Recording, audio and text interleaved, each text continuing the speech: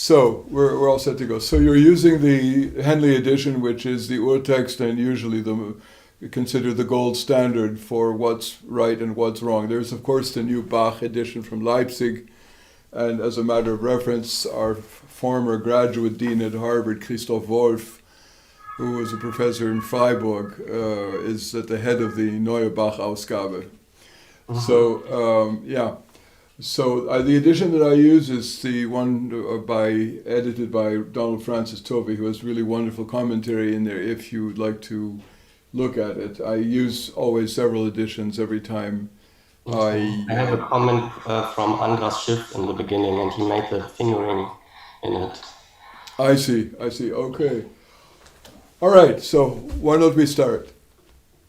Yeah, can I say some introduction words? Yeah, of course. Max, I just want to say that I'm really a beginner. I just started learning piano 6 months ago, and my teacher gave me this opportunity. It felt a bit big for my situation, for my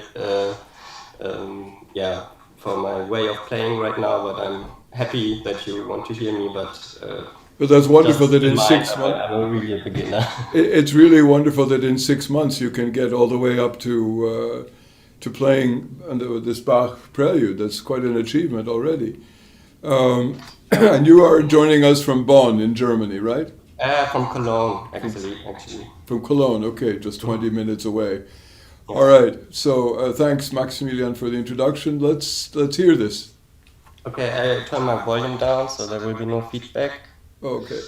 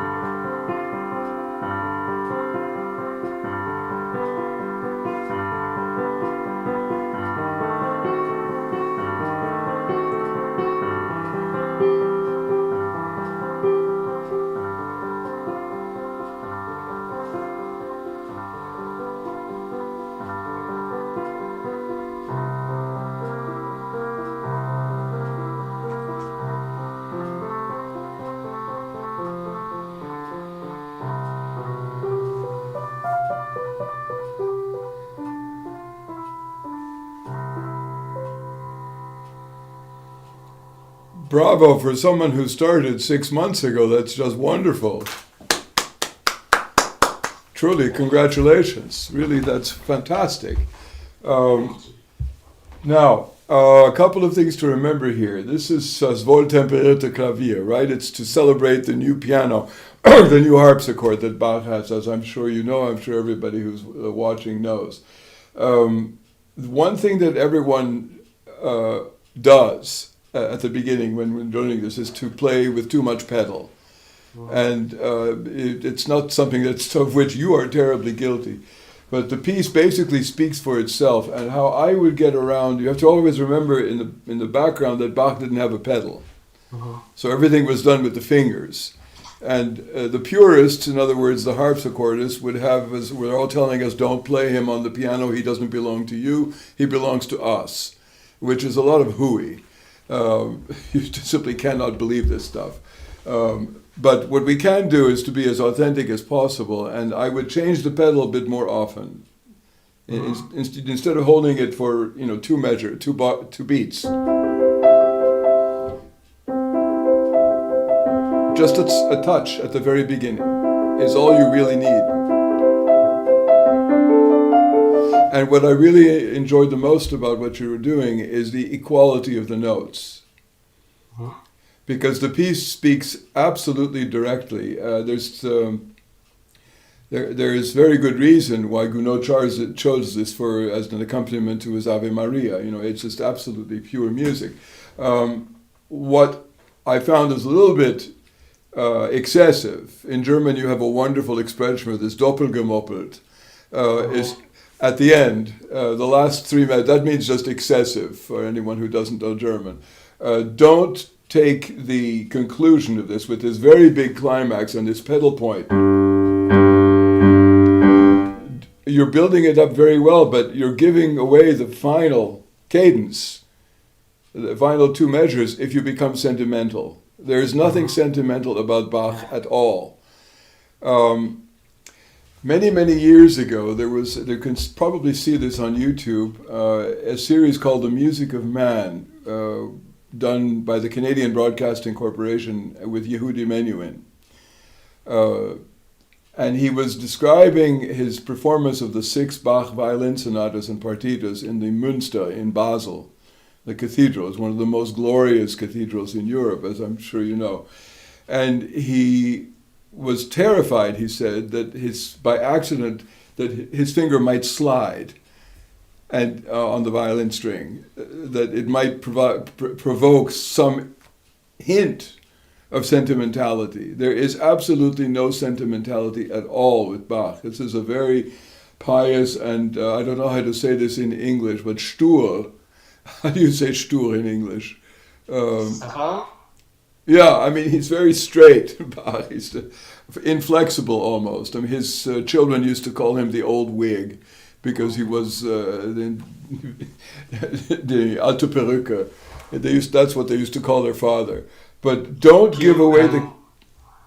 Could you explain a bit what you mean by sentimental? Because I don't fully understand what you mean. Well, by being espressivo. You don't need to be any more espressivo than you have been doing, which is, you were absolutely on point. But at the end, here you got very sentimental, the last 2 measures. And that you want to avoid, absolutely. Here in the last measure, maybe. Save it for this. And then only ritardando. That's all you need in the whole piece. The changes of harmony are so clear and so pristine that the music speaks for itself. And what you did very, very well was that you made every note part of the melody. In other words, many people may exaggerate.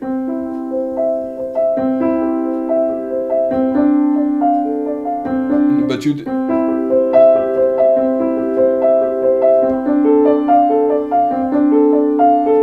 And to avoid too much pedal, let your fingers behave as the pedal. In other words, pedal here, no pedal for the rest, and hold these a little bit, which will give the harmonics a chance to do their job. You see? Now, the tempo was absolutely right. Absolutely no faster, and in your case, absolutely no slower. It was just on point. That's why I was so impressed. If you keep it there, and if you watch the last 2 measures, not to get sentimental, it's absolutely, in my opinion, exactly as it should be. Why don't you play it for us once again, please? Okay. With your version of the pedal? If you want to try, by all means, sure. But I would like to play without, because I think I will not manage to do it from the first time. I need to practice this because I'm so Of used course, to. yeah, Okay. yeah. Thank And you. you can work Thank you on. very much. You can try my way, if you will. I will. Later. I will.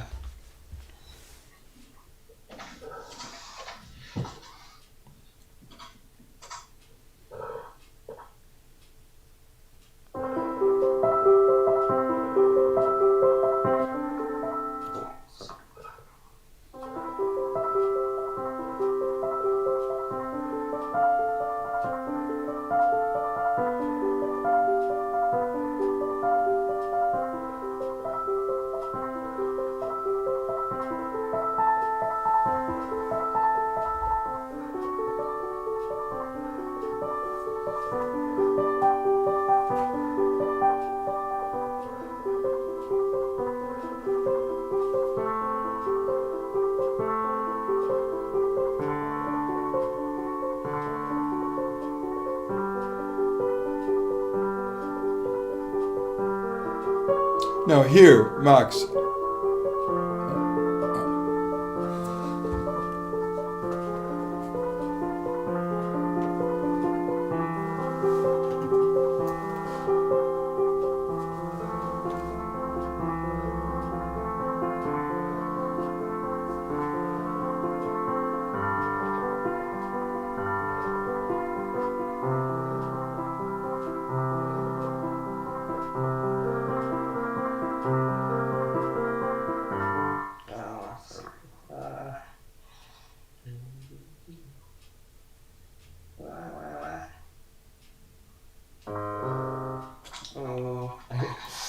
Don't worry. Why are you stopping? Let's go back a little bit.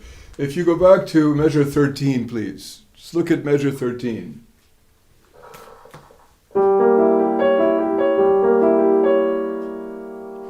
I would play a bit piano here. Okay. Subito piano here a little bit so you can build up.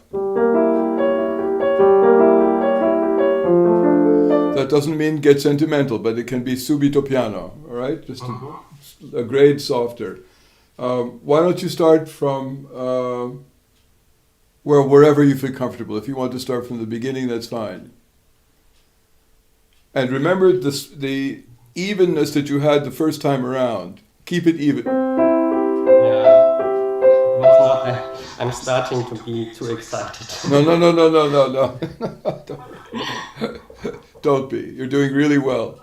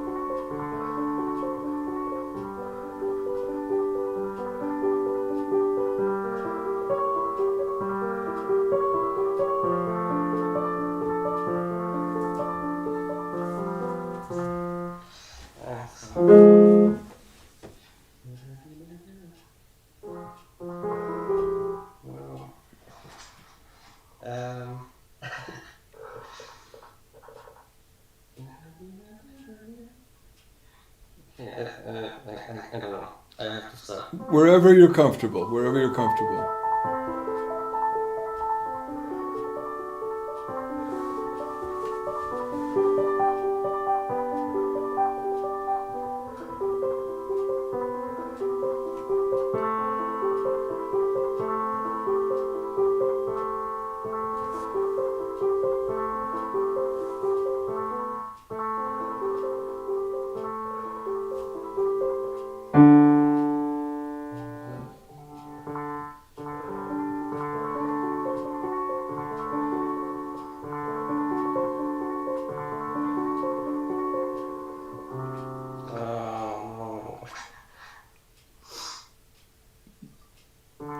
don't be nervous. You know this very well.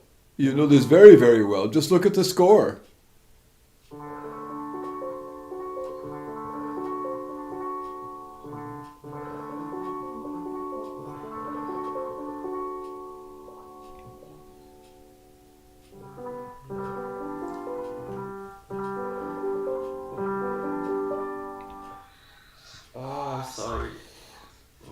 Don't worry, Max. Take a look at the score. You have the score in front of you. That's the problem. I'm still not very good in reading. That's really a thing I have to learn. Oh, I see. But that's what you've done is really quite amazing, even with that problem. But that will disappear very quickly. Start again from the beginning and forget that we are here. Just play for yourself. Yes.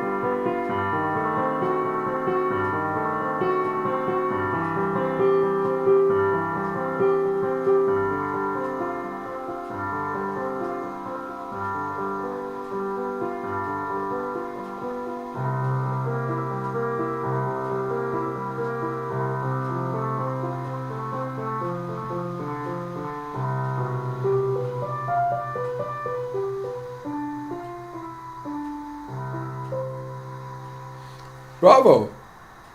Very good. The only thing I would repeat is don't do too much ritardando in the second to last measure or third to last measure, and save it for the upbeat to the final bar. Right? Otherwise, very, very good. Just you forget. There are times where you have to consider the audience when you're performing in public. There are times when you must consider the audience. There are other times when you have to forget them completely. And when it comes to a piece as introverted as this one, verinnerlicht, yeah? Where a piece as introverted as this, you have to forget the audience completely. Because they are thinking... I have one question? Yes. I really had a lot of problems trying to figure out to really feel what is the mood. I don't know how you can explain it. The mood of the piece. It's really I play it for 6 months now, and every time it changes and changes and changes. Can you, in some words, explain maybe what kind of emotions, or I don't know what kind of spirit is in the piece for you? I played this piece the first time when I was probably 12 years old. I started piano actually a little bit late. I was 11.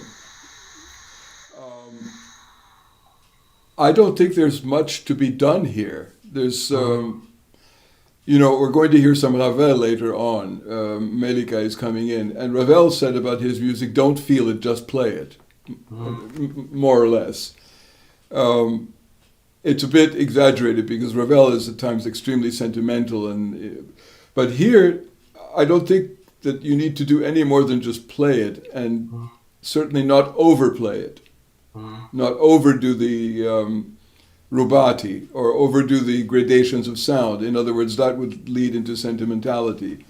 You play with sentiment, with clarity, and it does it on its own. Bach does not need much help. No, if one knows how to read what I call the vocabulary or the syntax of every composer, because every composer works with the same tools, the same technical and theoretical tools. The clefs, the staves, 5 lines, 4 spaces, 12 keys, major, minor. They all work with the same raw material, so to speak. What they do is create their own language, their own inner world with that language.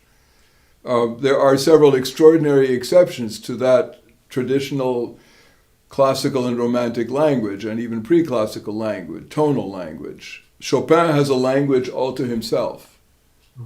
Because without Chopin, we don't get the Impressionists, we don't get Scriabin, we don't get anybody.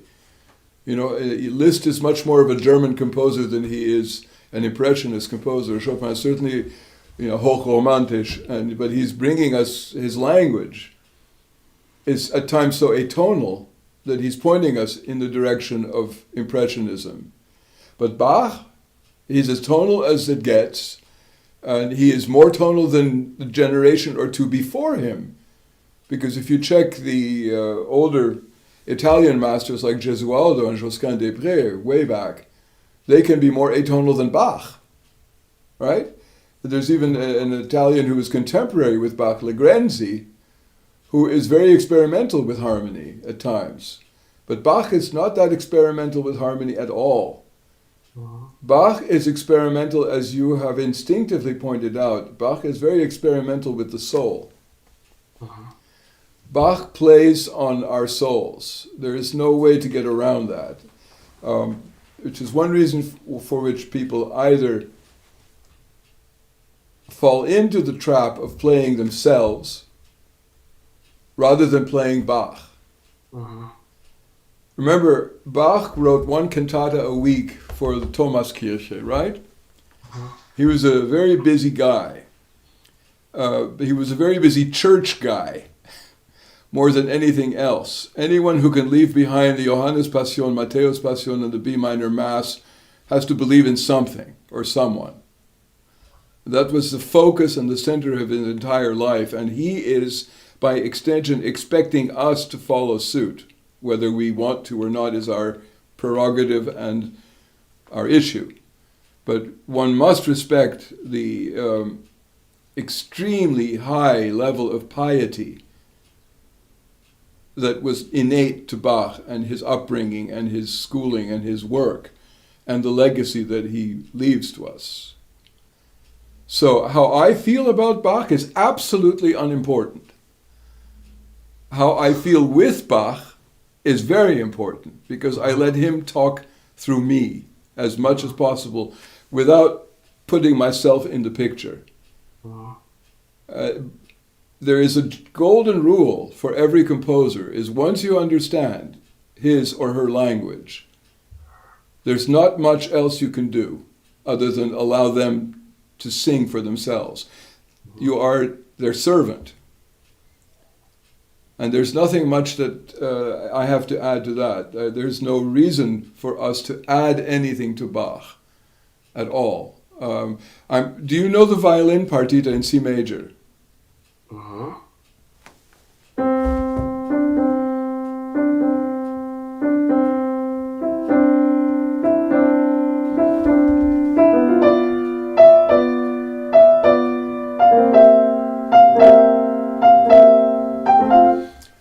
It's an ostinato, ostinato, ostinato. Listen to it.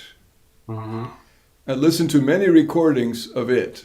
I would not say listen to too many recordings of this prelude, because you don't need it. You know exactly what to do. You had it right on the first time you played it. It was absolutely perfect, except for a little bit of indulgence in the last two measures. That's why both of us and everybody, I'm sure, watching was very praising you very much. But listen to the Bach C major partita to get a sense of his piety. It's rather close in spirit with this. More than that, I cannot tell you, is that in terms of, especially Bach, we are slaves to him. We are slaves to all of them, basically. But Bach is not a guy that you have much fun with. There are pieces that are more fun to play. The Italian concerto. We can have fun with some of Bach, but it's very serious music. So you don't have to worry about how you feel, because he's going to come through. Let me explain it to you in a very American way. Somebody asked me, this is a long time ago, in 1985 was the Bach Tercentenary, and the whole world was Baching, if you will. Everybody was having a Bach festival, especially in Germany, of course, and every major city, every minor city, every church, everybody had some Bach going on. And I was asked, I was a visiting professor at a small college in Ohio at the time, and I was giving a music appreciation course for students who were not musicians. So you have to watch out how detailed, as a teacher, how much detail you go into when you're offering a course for non-musicians. Otherwise, they don't get it. So I could not speak with them the way I'm speaking to you, or to Denzel or Melika or anyone. And the question came about Bach ornamentation. A few years before that, I had heard a performance of the E minor partita.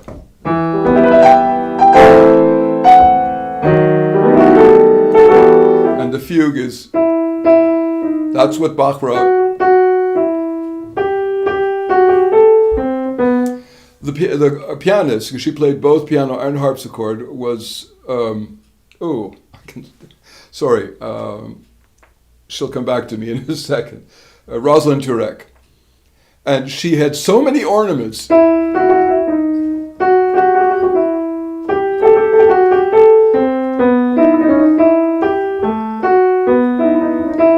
So when all the voices were coming in, she was absolutely brilliant. You could never hear the theme. You heard all the ornaments, but you didn't hear the theme. And so I use this as an example in my class about how not to play Bach. How exaggerated this business of ornamentation is, because there are books and treatises and articles that can fill an entire library about ornamentation in Bach. The Italian school, the French school, the German school, whatever you want, it's there. And my answer to my class, which was a class of, rather intelligent kids, despite the fact that they weren't musicians, they were attuned to music. And they were asking about this ornamentation thing. And I said, well, in America, your national food, your national dish is the hamburger. Right? That's how Americans are basically known for hot dogs and hamburgers, especially hamburgers, I think. And if you go into a good hamburger joint, you can get hamburgers at very fancy restaurants. There's a place in Harvard Square that makes fantastic hamburgers of all kinds. And you can have hamburgers. I had every one of the 17 students in the class give me their favorite recipe with the hamburgers. Which kind of cheese, onions, mushrooms, guacamole, everything you want to put on the hamburger, you can put on the hamburger, right? And then I asked the following question: what do you taste most when you bite into the hamburger? Do you taste the guacamole, the blue cheese, the onions? What do you really taste? And everyone said, well, the meat, the hamburger. And my answer was, there you have Bach, right? You can decorate Bach all you can try to, but he will win out. Mm-hmm. There's no way of getting around that, all right? So leave him alone, right? He is stronger than you, than me, than everyone else, because Bach is resonating from a higher power that we are trying, that many people are trying to reach, especially in such terribly difficult times such as the last year and a half that we've been having. People are searching. right? But beyond pandemics and anything, people are still always searching. But, Bach, he's sort of like God in a sense. He's there when you need him. Just don't bother him too much, because he's got all the answers. So when you ask me what do I think of Bach, I think I've given you a lot of information, but my basic position is that I have nothing to add to Bach except what he gives me. I try to give back. I can totally understand. It's Bach is really the reason why I started to play. It's the reason I wanted to play is to get more connected to the music, to feel it even more than when I hear it. And it's just really, this piece is for me, although it seems like quite the most uncomplicated piece, maybe for me this is the piece which was not so directly to me. It really took time for me to get a sense of what it wants, and I think in the last month maybe I got a bit closer to it, but I think it's still a bit of a mystery for me. Yeah. But you've done a wonderful job. Most of other pieces. But let me just qualify that. First of all, you've done a fantastic job in 6 months to be able to play this as well as you do. Just work on your reading. Yeah. That will take you a week to get your reading up to speed. I mean, you must be working and all this, and it takes time. But a week of concentration, and you will have it. Trust your ear, because you have a very good ear. And trust yourself, because you're going to play very, very well, and you have a very good teacher in Germany. Very good teacher. What I can tell you is that you will never stop feeling out this piece. Mm-hmm. As you get older, as we get older, we change. Mm-hmm. Some of us change more dramatically than others, some not, some stay the same, whatever. But if you are looking for meaning in a piece, it's because you're looking for meaning in yourself and in your life. So this piece will grow with you. I can give you one experience of the last year. I had to prepare the last 3 Beethoven sonatas for a tour. I had not played them as a group for many, many years. All 3, 109, 110, 111. And it took me a month of just working on Opus 111 for it to sink in and for the weight of that piece to hit me once again. Because I had played it many, many times and recorded for radio several times. And I realized just how much I had changed and how much bigger the piece seemed for me.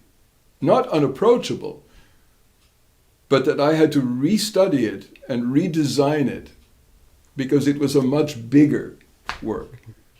I mean, this is a piece that's almost a half hour long, depending on who's playing. My performance is longer than most people's.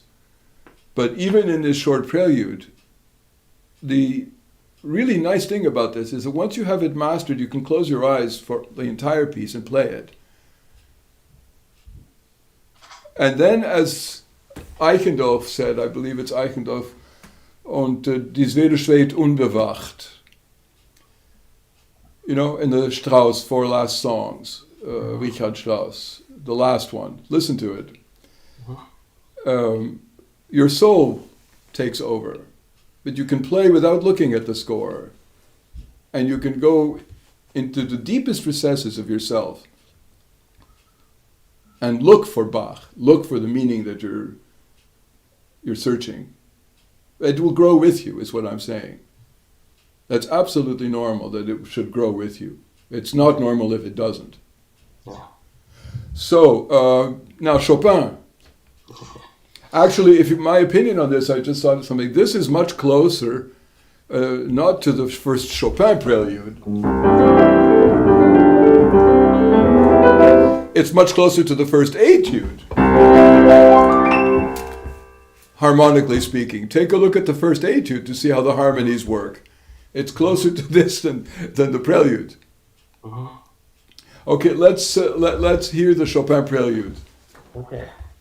Which edition are you using for this? Oh, it's just a copy I got from my teacher. I don't know. It's Brown Index 123. Does it say anything to you?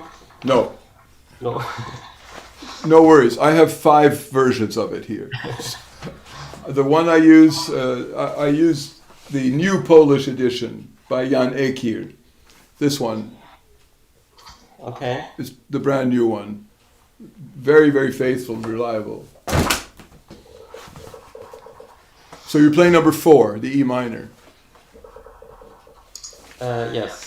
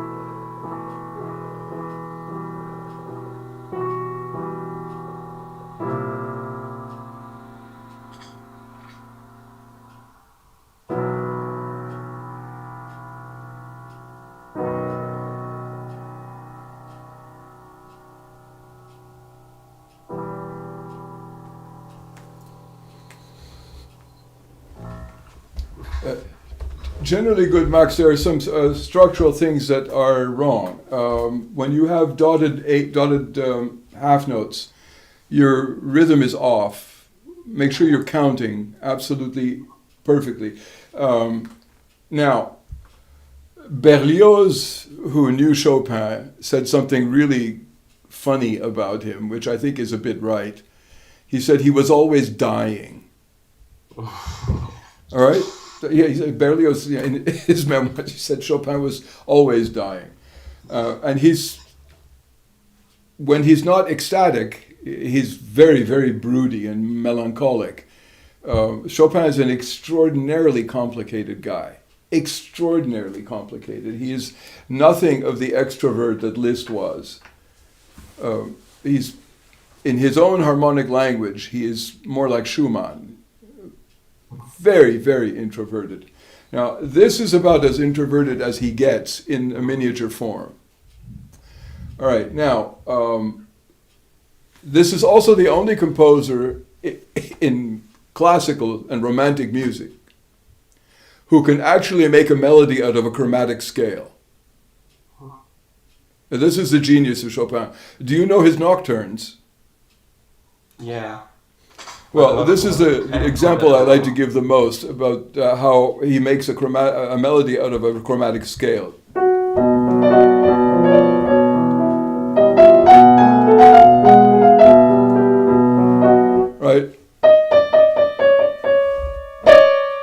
That's your melody cluster. Right? That's not a nice interval. That's a nice interval. Not so nice. This is nice.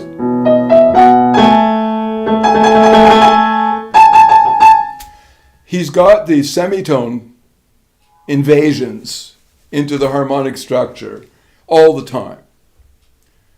In Chopin, we do not have a composer who does this. If he's doing that, he's going to do. He's always got to upset the tonal apple cart, as we say. It's almost as if it's his mantra. In this little prelude here, it's much bigger than a little prelude which is 25 meters long. All right? The danger here is to stretch it out more than it needs to be stretched. In other words, to go back to Berlioz, who said he was always dying, let him try and die. Don't kill him. Let him try and die. Right? This is an extremely sad piece, right? Remember that the second of the preludes in A minor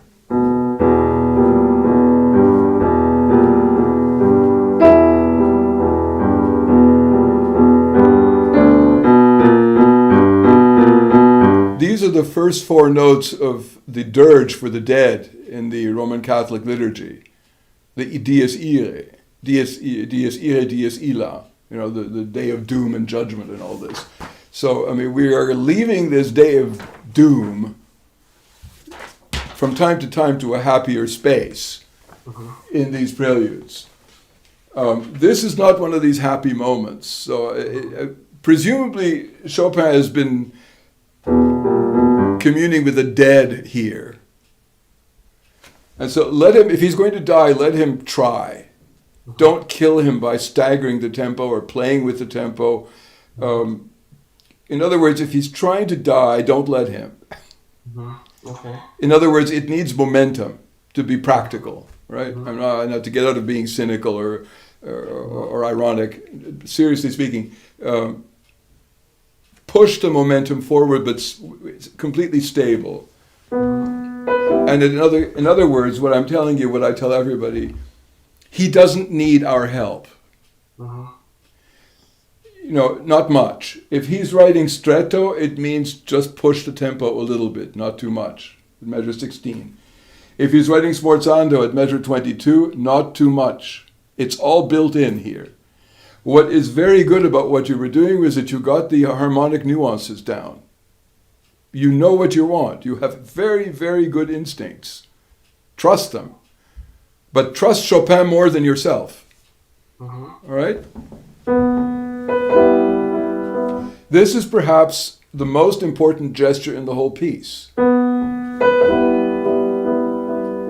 This declamation. And the second most important one will be the cadence. Now, everyone, or most everyone, does a great big espressivo right here. And he doesn't write espressivo. He just writes a crescendo. There's his famous semitone. You don't have to insist. It does it on its own. In the entirety of Chopin's opus, all of his works, the opera omnia, everything that I've seen, he writes twice, con duolo, with pain. And he's just full of pain. In the Barcarolle here,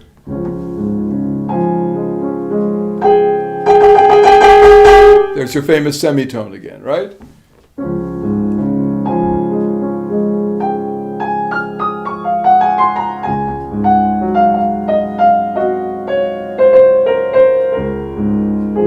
Right here he writes sfogato. In French would be étouffé, beklemmt in German. So remember these guideposts in Chopin interpretation, that he's a very, very tortured guy. Don't torture him even more than he is already tortured. I mean, enough. In German you would say, wir haben schon die Nase voll.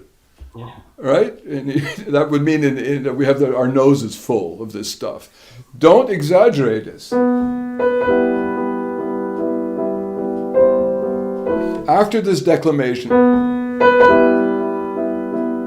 he writes piano, sure.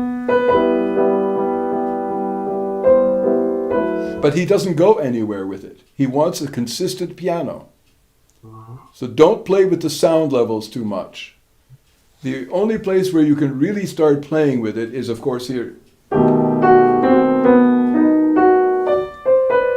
And he does not write ritardando, and he does not write espressivo. And I'm not the most purist of the pure, and I'm not all that much of a literalist, although I am more literalist than many people. But the peace and the suffering and the pain, everything you want to call this, is so built in to the harmonies and to this insistent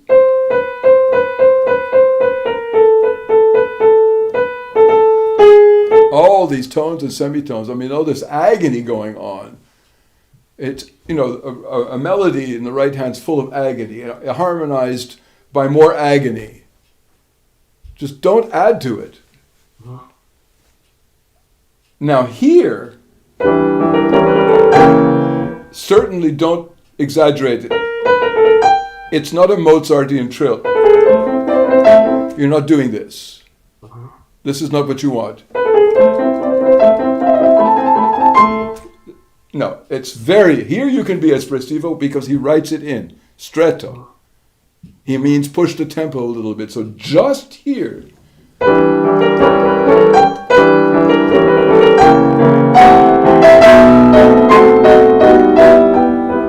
And the minute he gets to forte, he begins a diminuendo to piano 2 measures later. So the entire piece is building up at measure 17, 2 measure 17. You just keep it under control rhythmically and keep it under control sonorically. And save it for measure 17 so that this explosion happens, but all in proportion. All right, now take it again, please, from the beginning, and no faster than this. The curious thing is, look at the time signature. It's cut time, half time. You see? It's 4/4 with a line through it, the C with the line through it. That normally would mean quite a fast tempo, but we simply cannot play this. That's not what he wants. He wants you to think in that spirit so that you do not belabor.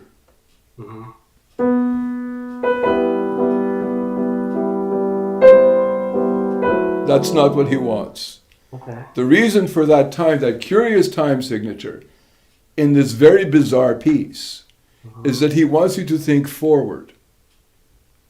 And again, like in your Bach prelude, let it do the work. Very little of Max is required in this piece. Very little of Vladimir Ashkenazy is required in this piece. Very little of Polini and Richter and Gilels of anybody is required. Right? Just let it speak for itself. So, once again, please.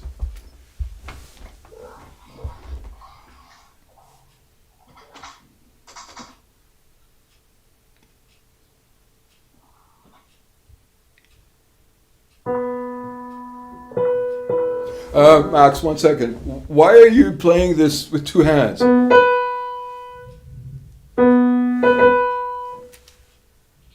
What do you not like this? 1 hand. You don't get the Schwung. Okay. Man braucht den Schwung hier. Thumb, 5/4.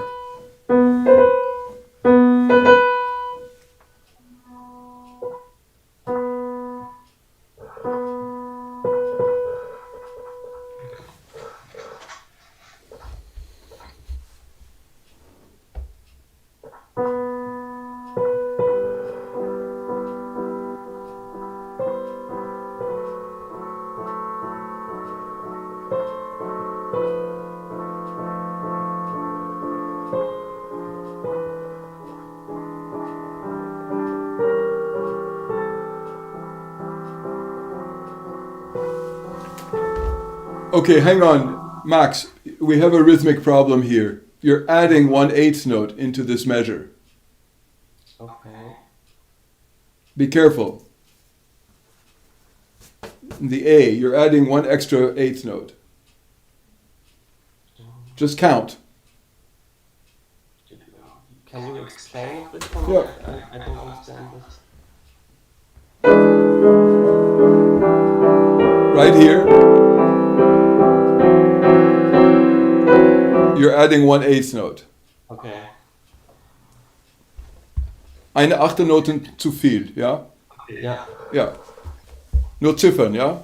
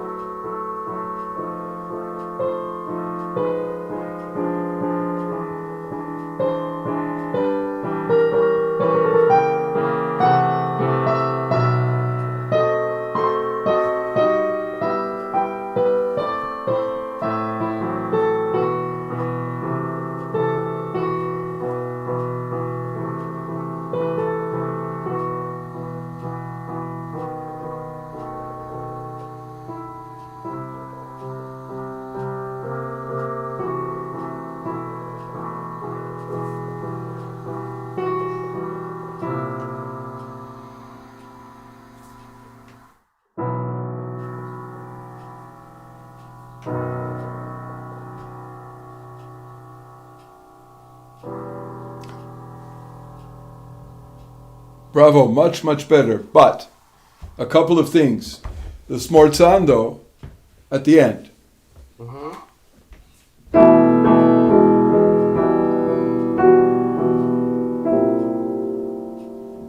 You can take a lot of time here, Okay. but this in tempo.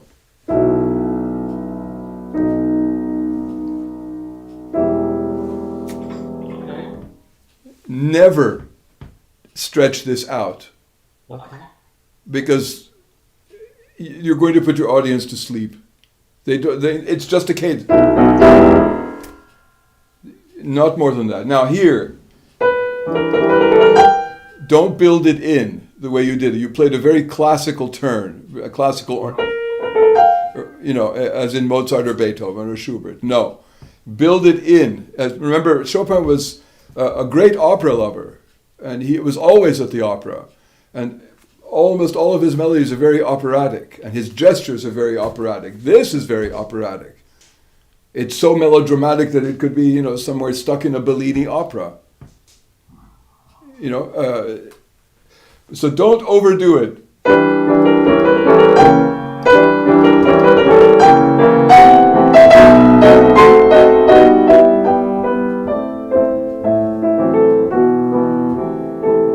Come right down, right away, and keep the piano.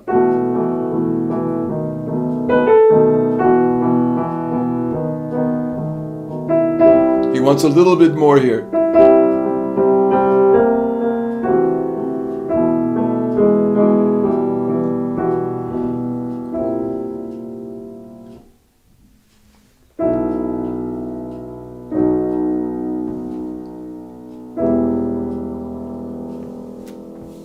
I would not play it any faster, I don't mean to sound too authoritarian about this, but I've played this piece since I was your age, I think, maybe even younger.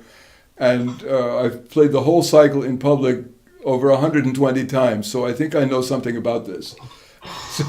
The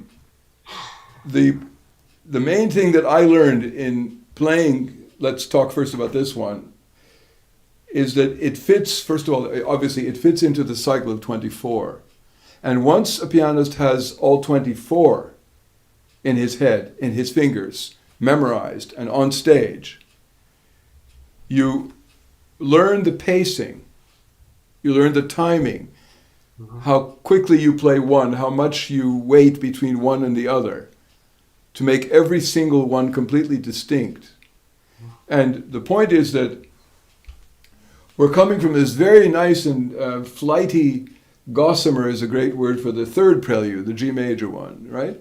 And you're going into another very happy little one.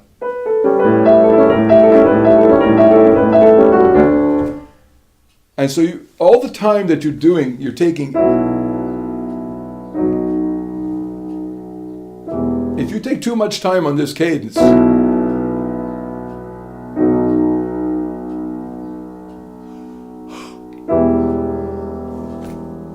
how much time is left for you to wait until you start number 5? You have to think in terms of the architecture of all 24. Right? Remember that this entire cycle is built on, you can't really call it a leitmotif, but a constructional motive, with the interpolation of major second and minor second. Everything is governed by this, and the obvious proof is number 23, where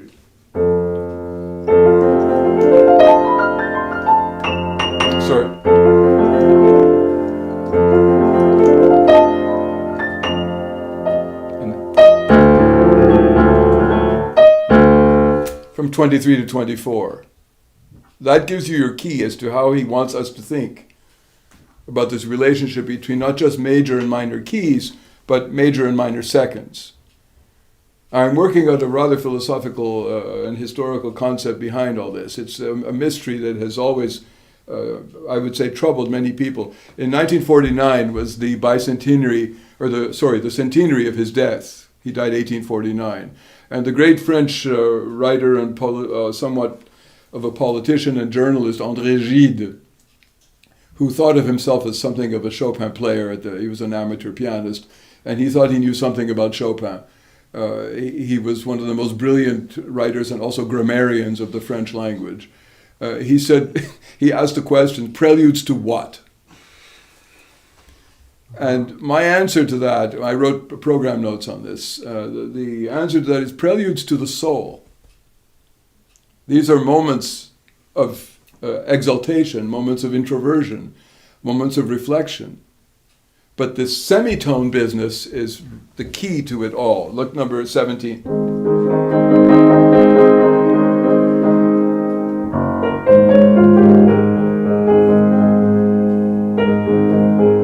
It begins.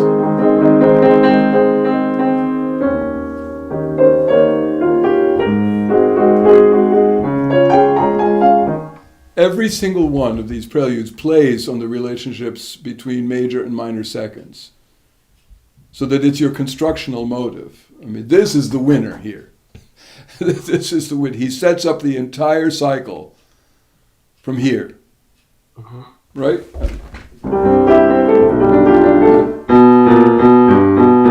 And then.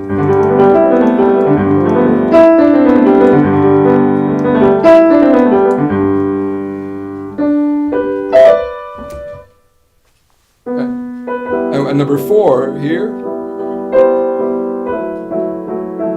he's giving us a lesson. What he's saying is, this is what this is all about. In case you were wondering, this is what I want you to focus on. Right? Okay. Remember, Chopin was also a great teacher in many ways. We don't have that much explanation or memories of his students about the kind of theory lessons that he may have given them, the theoretical approach, just pianistic approach, which is already enormous.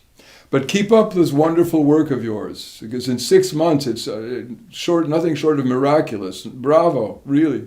Thank you very much. Thank you, really. It was a great help. Thank you for your time. Sure. Thank you for being with us. Let's say 5 minutes, Denzel, before we get back, so we can have Cup of tea or something? Okay, 5 minutes. Thank you, sir. Thank you.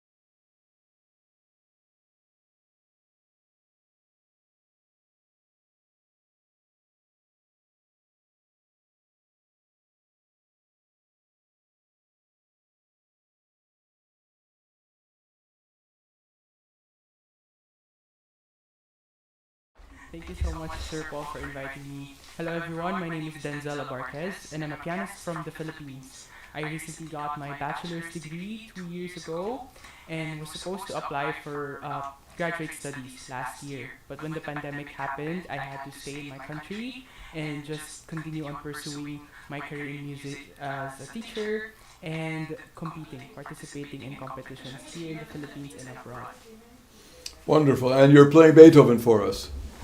Yes, I'd like to play Beethoven's Piano Sonata, Opus 31, Number 3, The Hunt.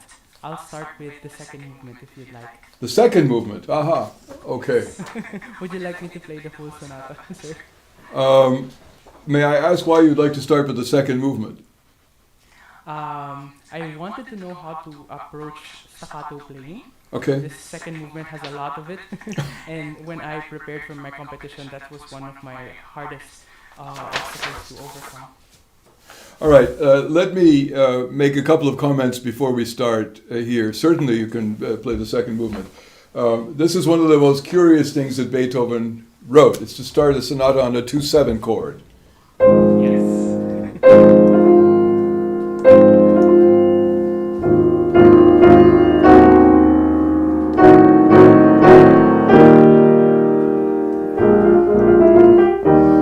So we have 8 measures with no E flat key. The sonata is in E flat major. We don't hear the tonic until the 8th measure, which is really quite extraordinary.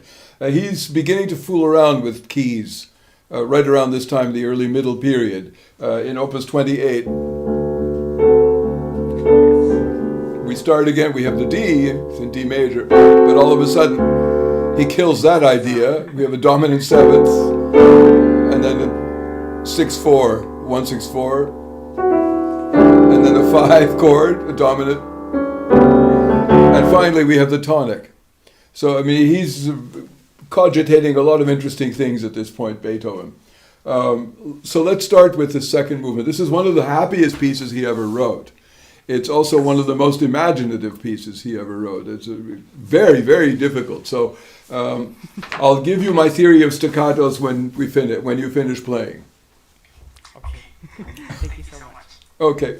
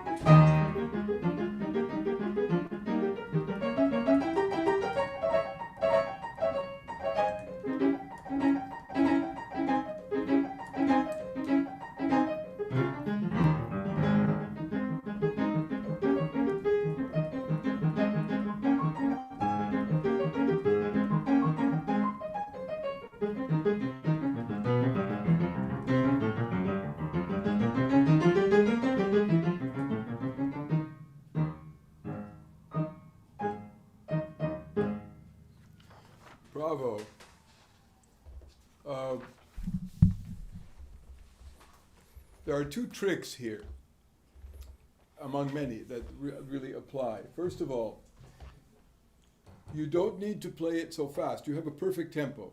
It's really good. And it's a very ambitious tempo, but no faster. Absolutely no faster. Yes. You can afford to play it a little slower, 1 or 2 notches slower on the metronome. And the reason for that is, first of all, it's a bit easier. Then it will be a bit more clear. And then the 30-second upbeats, ta-dum, ta-dum, ta-dum, will be easier to handle. In terms of the staccati, they're absolutely on point. They're absolutely perfect. The only thing that we are not sure of is that Beethoven at times writes, or I would do them all staccatos, because he doesn't write a phrase marking. And sometimes there's a staccato marking, sometimes they're not. But this is basically a staccato piece. It's a study. Yes. All right? And it's very humorous, and you have to sort of, as Liszt would have said, let it come out of your wrists. It's as if you have to get rid of it, right? It has to be as natural as possible. Now, also, play it as softly as you can. He may say piano, but remember his piano, the instrument, is not ours. So he didn't know this kind of sound that we have today, right? He may have imagined something like this, but he certainly didn't hear it. Play this as softly as you can, and as the likeness is there, I would just play it even more softly. It will be easier in the long run because you will save energy. What this piece demands is stamina and a great deal of energy to get it, to stabilize it. Happily, there are some rests here. It's not a complete moto perpetuo. So we can breathe and we can actually relax our hands a little bit.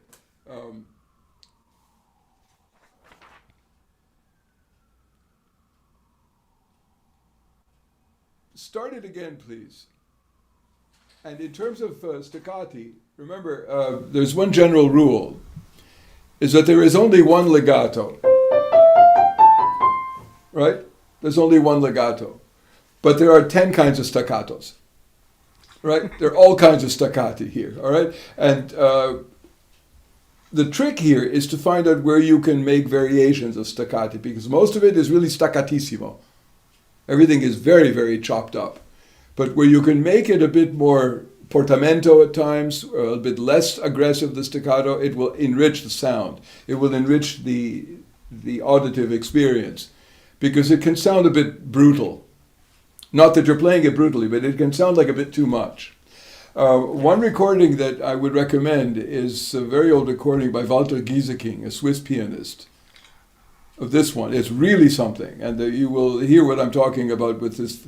The tempo is the same, but the variations of staccati are really quite interesting, really remarkable. Start it again, please, Denzel.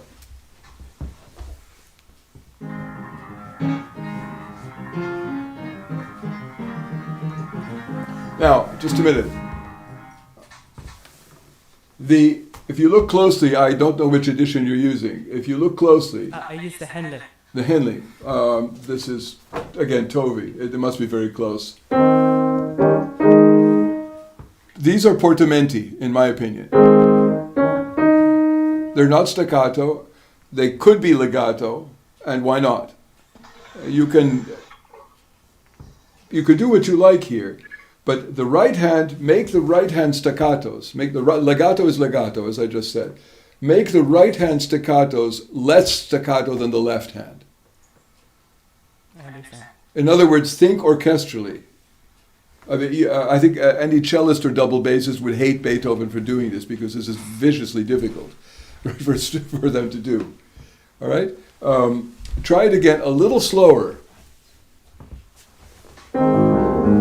Remember, it's a scherzo, so it's got to be funny. It's a joke, right? Scherzo means a joke. But he writes allegretto vivace, not allegro vivace. It's allegretto. Don't exaggerate the tempo. Take a tiny bit slower.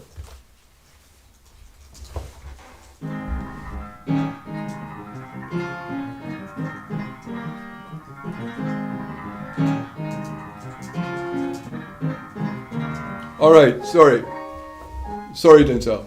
don't exaggerate the sforzando. It's I don't mean to be to be too funny, but it's just a hiccup. Husten, in German. That's all it is. It's a bit of a hiccup. Don't exaggerate it. If you're going to give it any extra sound, because it's in piano, remember this, you have to, when Beethoven wrote piano, he was hearing pianissimo. He didn't have the piano that we have. So think pianissimo in Beethoven's ear. All right? Once again, please.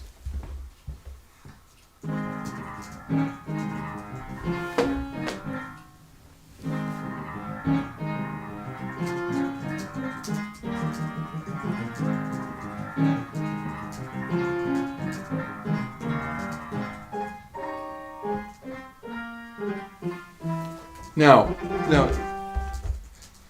this pianissimo here,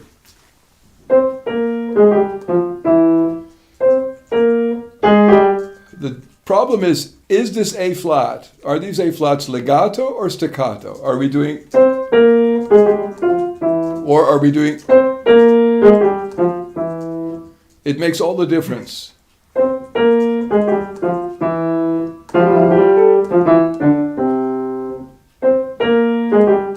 I would not do it legato because it takes away from the scherzando quality of it. And he also writes sempre staccato, always staccato. So maybe he forgot to put the dot. All right? And remember, he writes pianissimo on this thing. And pretend this is a little bit of misterioso here. This is Beethoven really being funny. These three sonatas, aside from the middle one, this is not a funny piece, but the first and the third one are absolutely hilarious. They're about as funny as he gets, along with...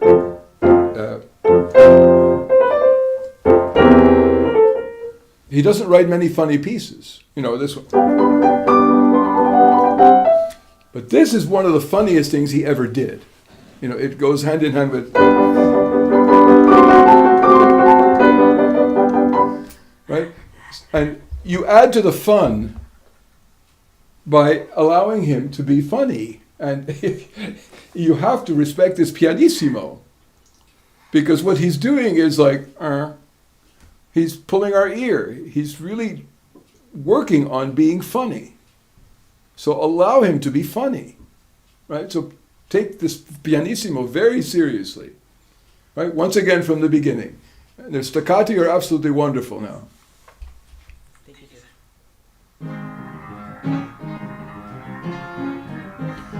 Denzel, just a minute. Try and play this more legato, more portamento.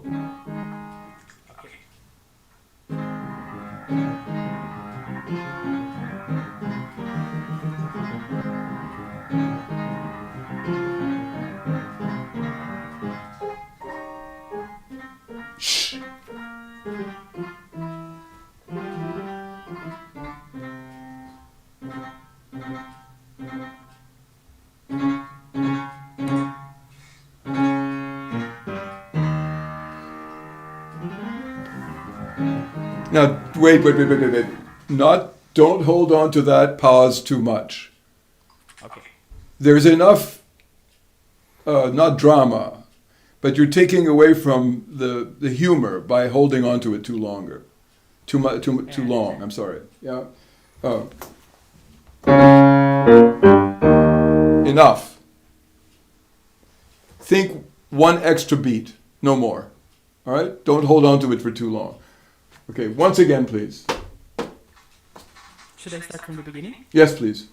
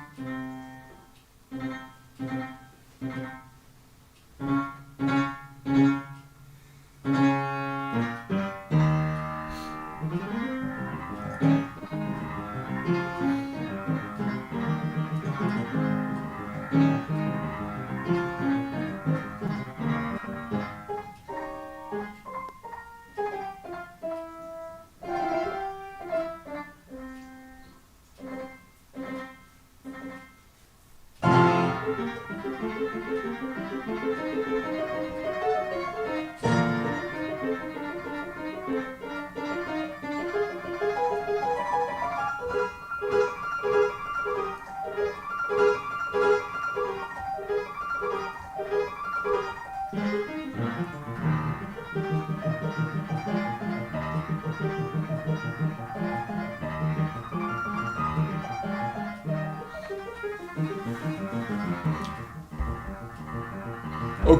it's really, really very, very good. But try playing it completely without any pedal at all.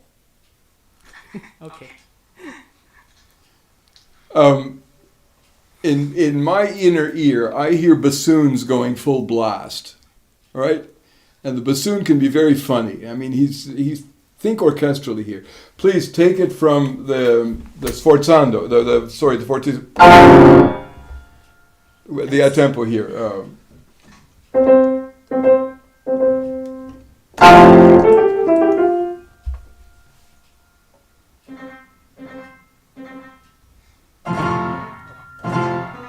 So I won't pedal this chord. You don't need it's staccatissimo.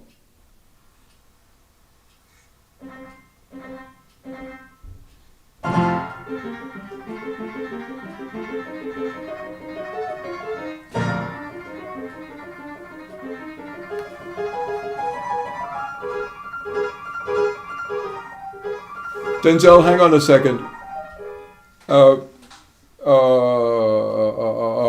After the a tempo here, 1, 2, 3, 4. The upbeat to the B flat major chord.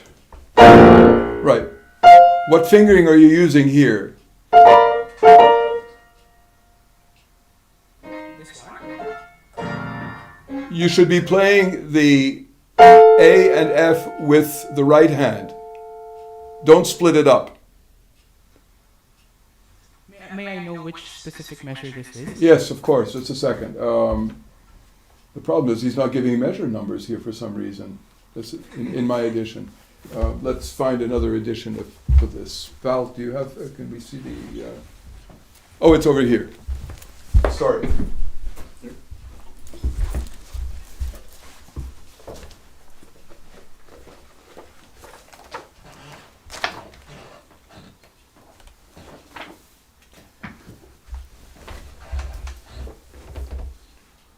Measure 38. The F on the very first beat? No, the F on the last 16th note. F in the right hand, A in the left hand.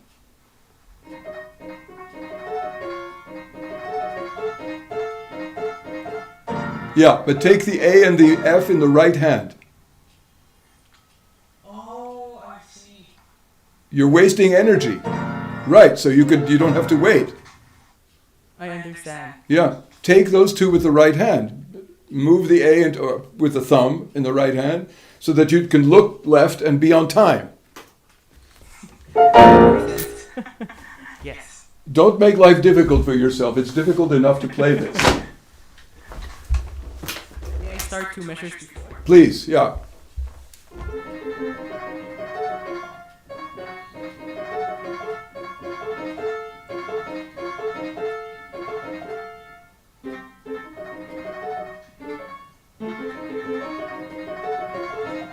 There you go. Thank you, sir. Much more fun, right? Yes. All right. Now, once again from the F major here.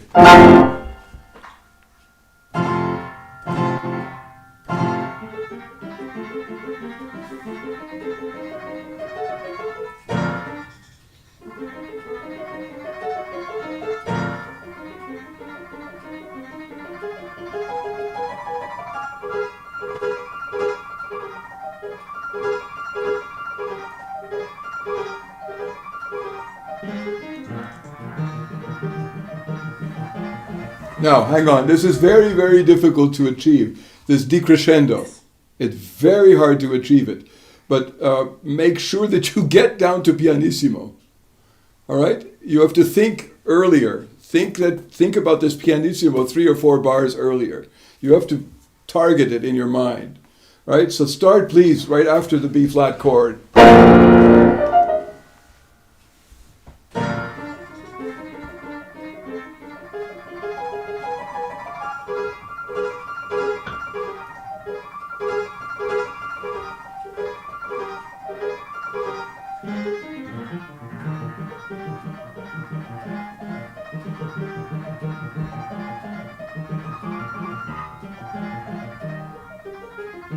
Shh.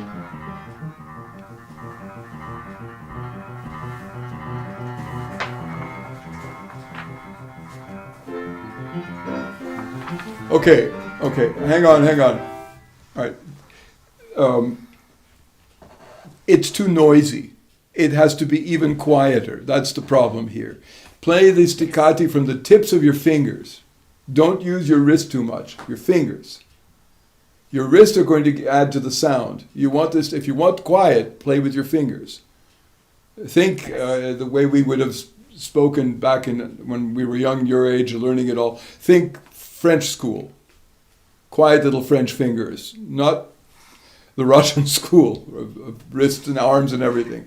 Little finger work, okay? Instrumentally, think flutes, right? Imagine flutes doing this, all right? And bassoons. It's really excellent. Take from measure 56, please.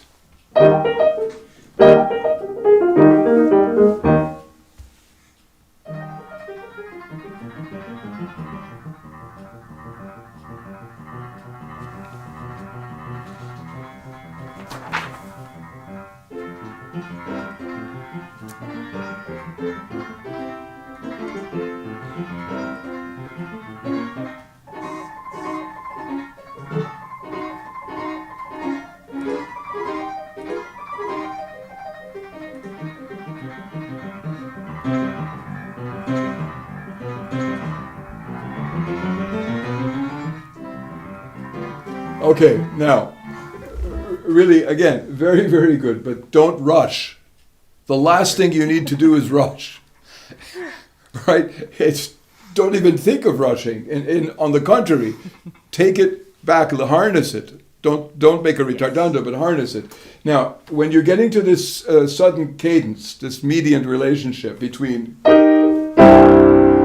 the sudden shift to C major, there you can take a little Luftpause, as the Germans would say, a little break.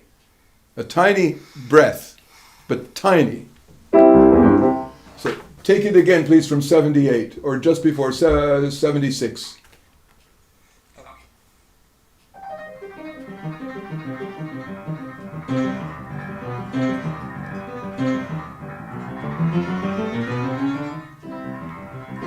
You can take a bit more time. You can take a little bit more of a breath, and you can make a much bigger crescendo. Make a bigger crescendo so that you can get a good piano.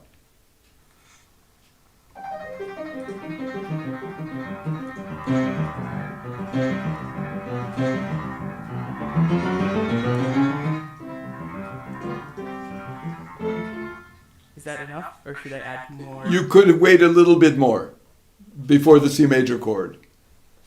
But just to be clear, I will not slow down. After the chromatic scale, it would be a sudden breath between the Don't slow down. No. Trust me, trust Beethoven. If he wanted you to slow down, he would tell you to slow down.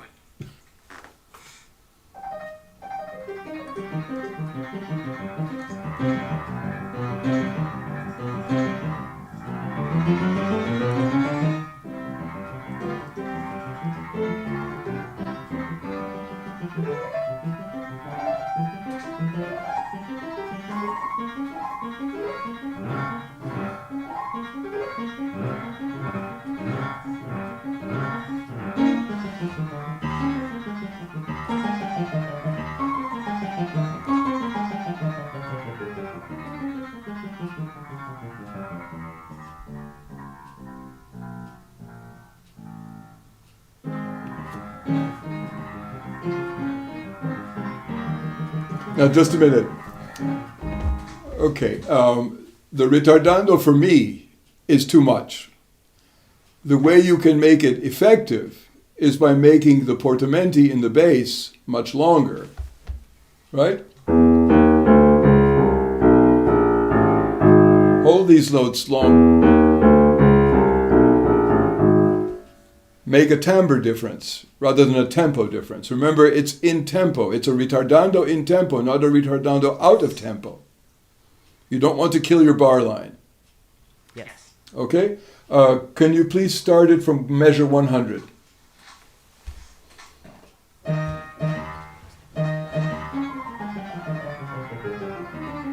Okay, Denzel,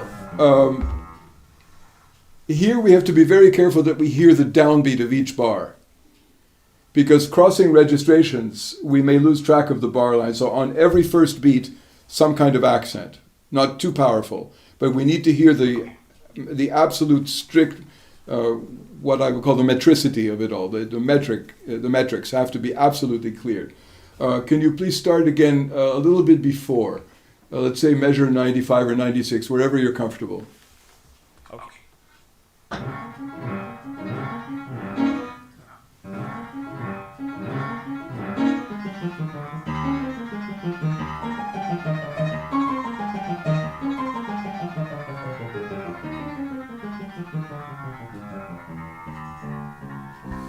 Okay, now, when you do your last scale here, before the eighth notes,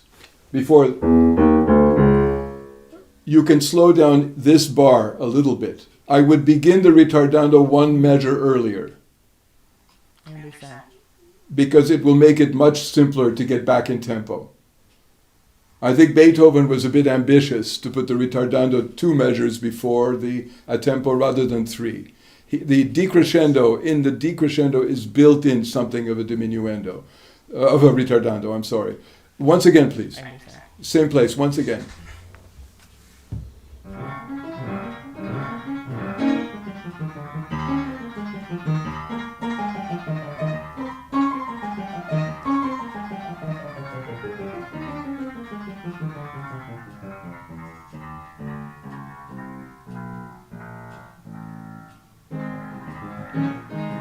Now, hang on. It's your retardando is a bit too generous. It's a little bit too generous. You're not killing the tempo, but you're staggering it a bit too much. Remember, this is a rather strict German composer. You know, this is a very meat and potatoes composer. He doesn't have any. In other words, what I'm saying is there's no room for fluff. Fluff meaning there's no room to be overly imaginative. You don't exaggerate it. So start again, please, and remember the downbeats of every bar. We have to have it very, very clear. Because the ear, you see, is not upset, but the ear is bewildered by these fifths, these scales and fifths. Yes. It's new. It's very funny. It's like, wow, what's going on? You know, I mean, so we've just gotten used to this, when all of a sudden we're back in tempo. We're back in you know, right? So Yes. once again, and watch that you you don't do too much retardando. Yes.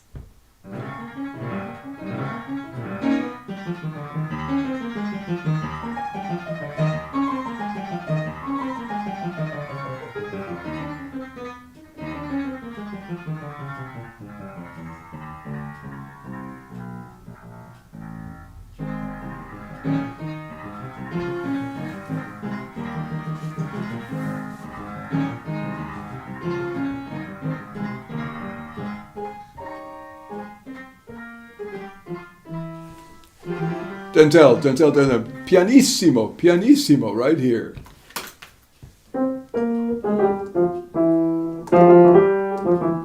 Pianissimo, right? Start at measure 106.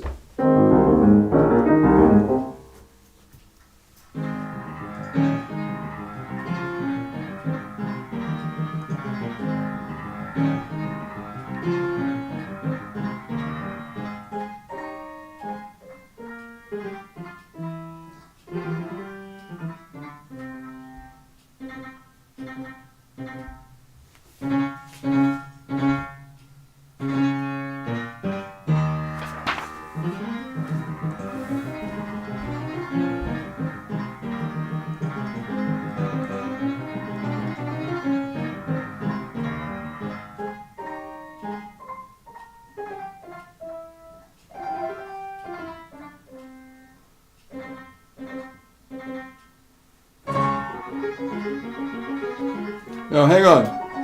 Here, take advantage of this. Let's hear it. More. Piano might feel you. This is the last time you're going to be able to explode this way. You know, Yes. this is the second to last explosion. You have one last chord here at measure 144. Fortissimo. But here you have, this is the last time you're going to hear this gesture, so let's really hear it.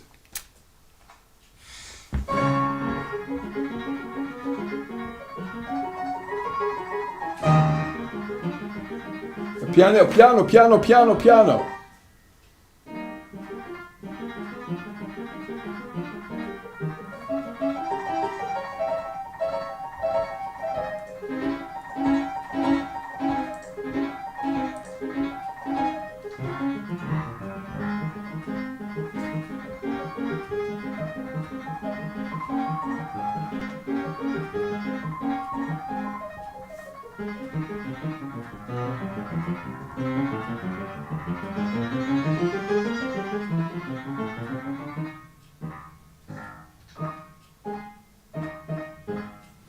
Bravo, really wonderful.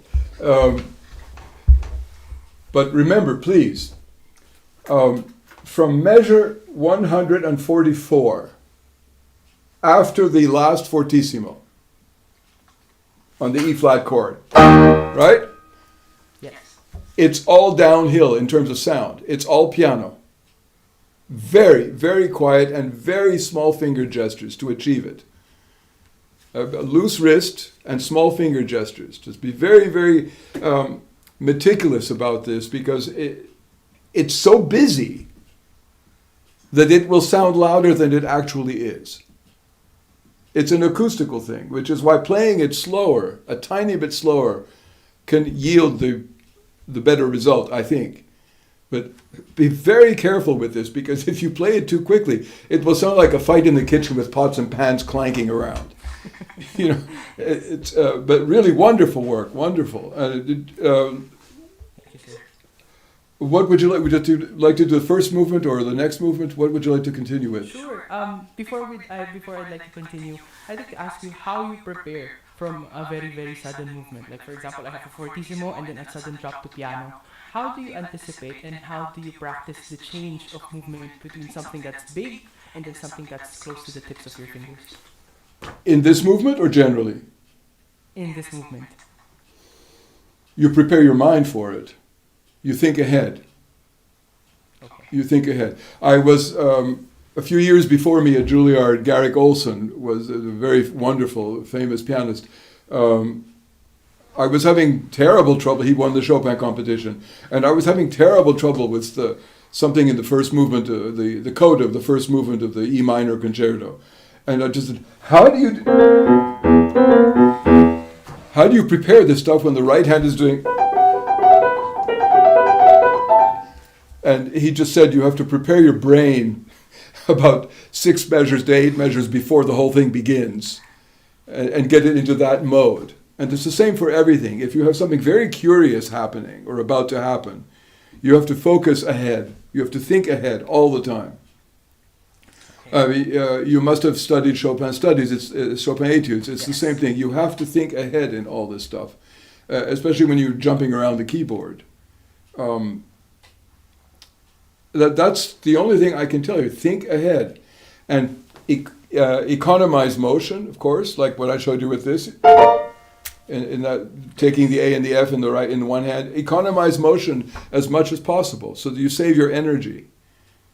And in terms of jumping around, just as much as the hand can memorize, let the hand do it, and then the eyes can take over.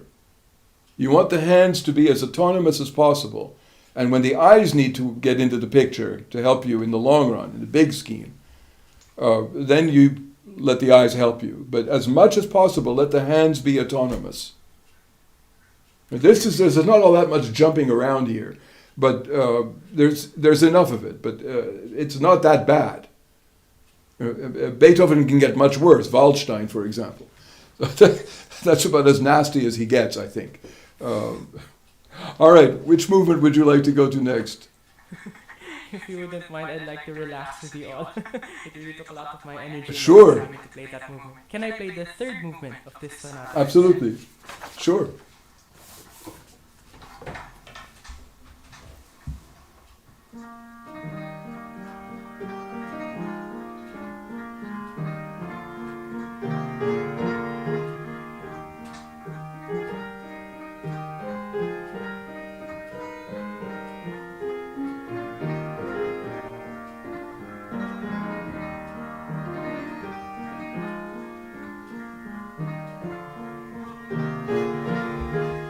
Denzel, excuse me.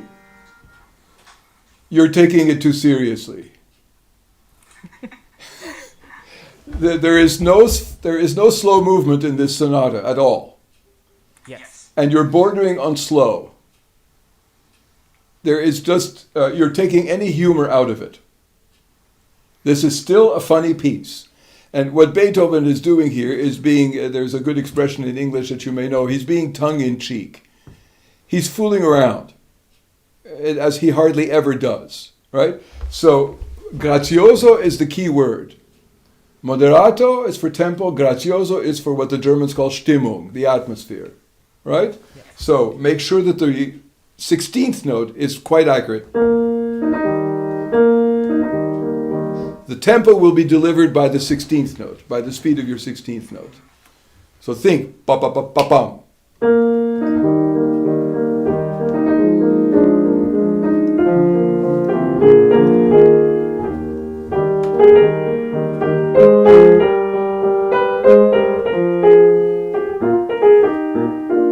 I haven't played this for, 25 years or something. But stable tempo, not too fast, not too slow, but grazioso, graciously. What comes to mind is a wonderful story, too long to get into here, but Brahms' Clarinet Trio, do you know it? I'm familiar, yes. The third movement is very grazioso and very charming. And a lady once wrote to me that when we played it, that it reminded her when she was living in Vienna of a walk in the park on the Ringstrasse, where everybody goes for a walk there.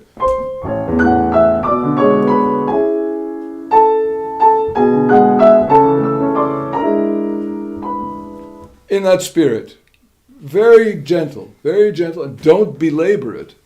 There's nothing to belabor here. It's just a very sweet piece, that's all, period. It's not...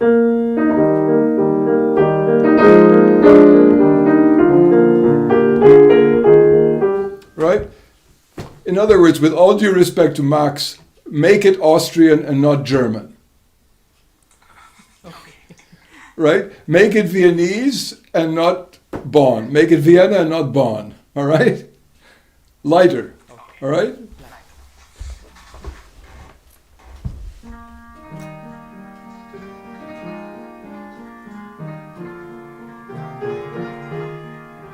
The phrasing.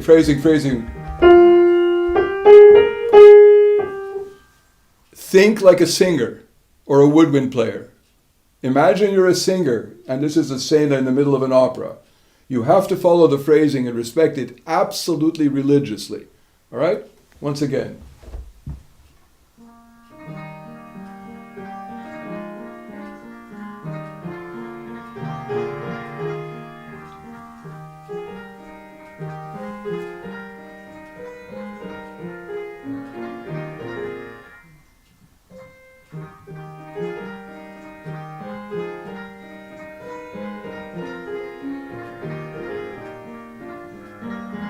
Diminuendo.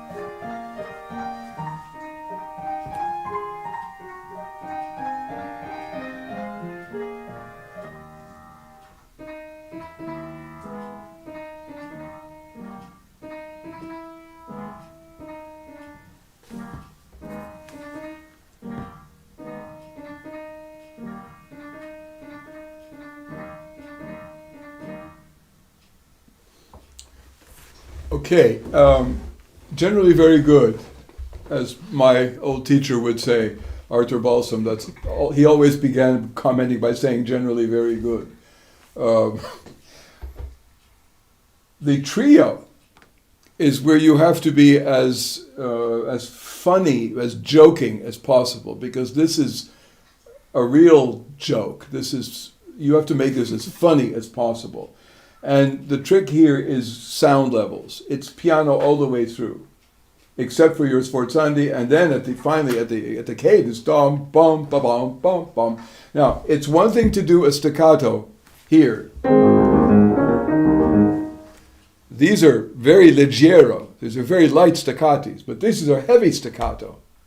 You know.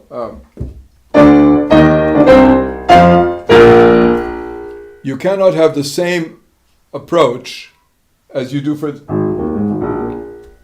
in the second movement. So a bit martellato. Don't be afraid to be a little bit brutal here. There is nothing elegant about this. Nothing, right? As grazioso and as elegant as this.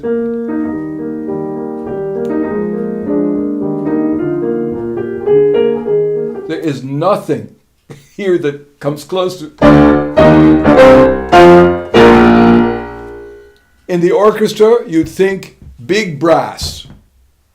All of a sudden, he would orchestrate for the full brass section right here. Imagine, you must know Haydn's Surprise Symphony. Yes.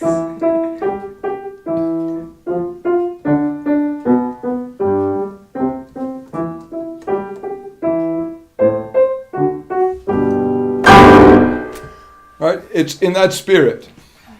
So, not too staccato. Detached, but not staccato. You're asking me about staccato. Now here, in, measure 25 on.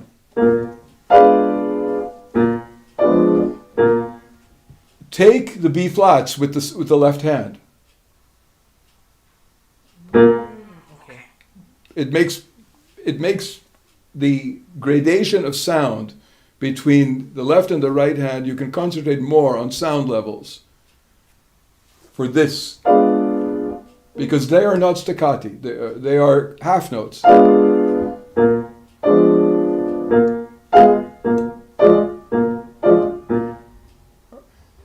And it will make it all the more misterioso. But take the B flats in the left hand, all of them. Now this, your keynote here, is this. Beethoven is insisting on this diminished seventh chord, on this dissonance. He's insisting on it. Don't give it too much credence, but don't forget about it. It was too polite when you were playing. We need to hear that very clearly. And then finally, he's back to tonality. He's playing with our ears here, you see? So, and despite the fact that he's got big chords, it's piano. But it's piano after what?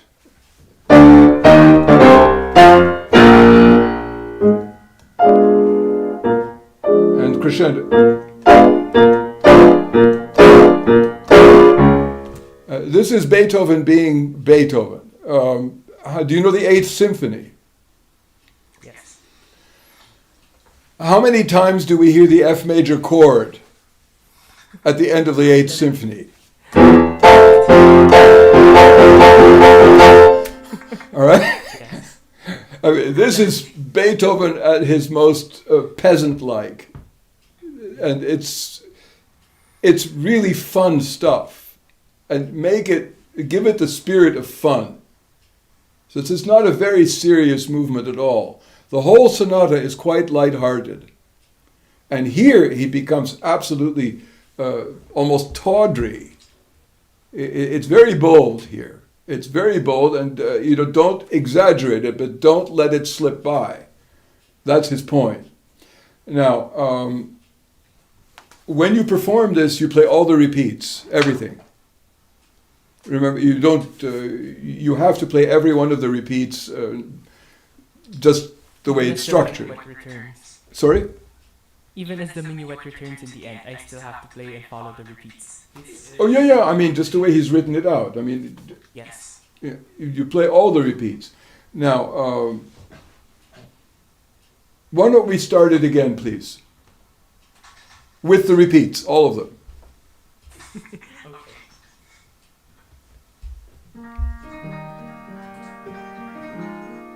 Hang on. Be a bit more misterioso here. You have to give your audience a sense of what's going on here. You can be a bit more deliberate with this upbeat. Even close to a 32nd note. And bring it back to a 16th note later on. But this is going to be the engine.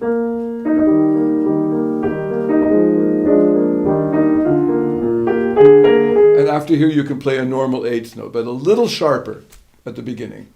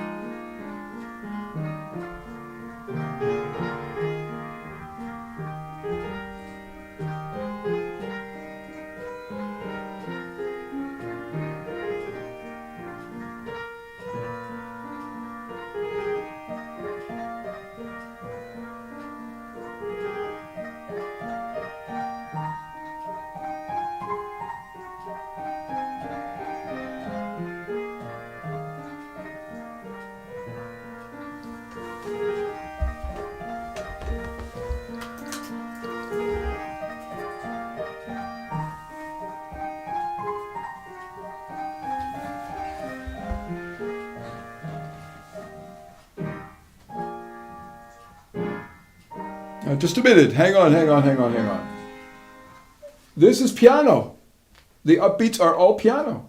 I hear an accent. There's no change in sound level here. All piano. Now, I want to point out one thing. Look at measure 8, please. Yes. And measure 16. Again, the same principle as at the very beginning, because this is even more bizarre. And this is going to become this structurally. Right? This is the minor second motive in augmentation. All right? So he's preparing our ear for with this miniature version of it. So it's very important to make that infinitesimal distinction between the absolute and even sharp. That C flat has to be absolutely crystal clear to the ear. Okay? Well, once again, please, Denzel, if you can start, please, around the second time, the repeat measure 9, measure 8 into 9. The second time.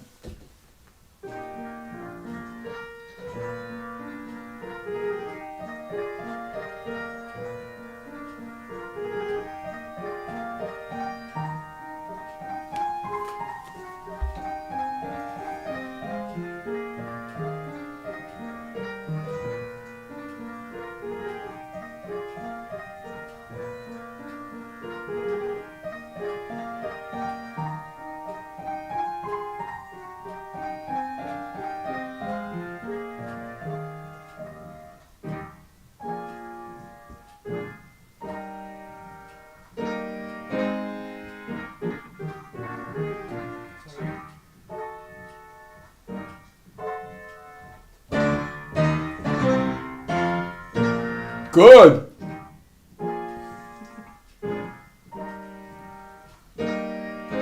No. He writes, wait, he writes crescendo. You're already at forte. You need to go somewhere.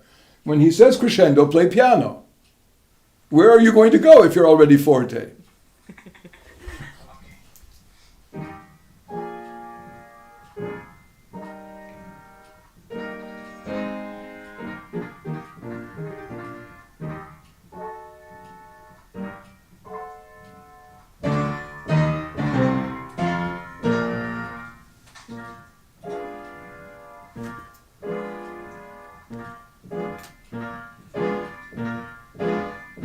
Now you're not doing enough crescendo.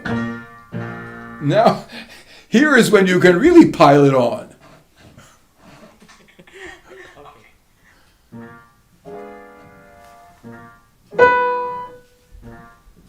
More! More!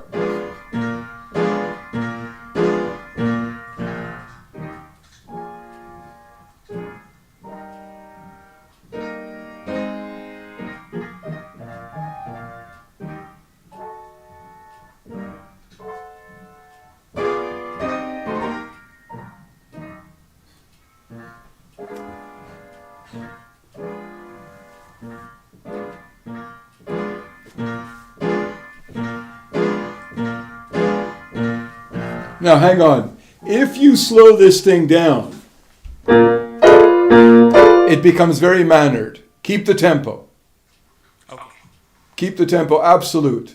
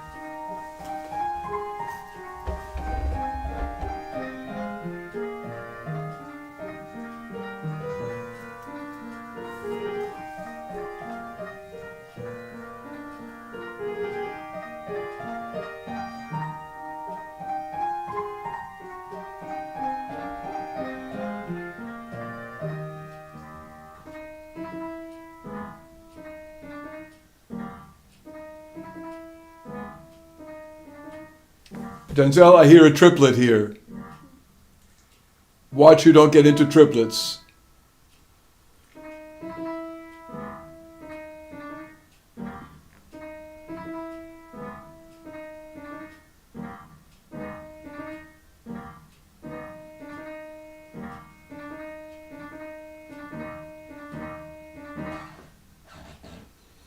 A little bit longer, the last note. It is staccato, but a little bit longer. Very, very, very good. One thing to remember here, each time this comes in, measure 53.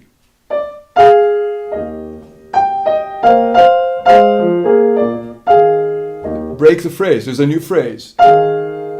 This is a separate phrase. It's not, it's,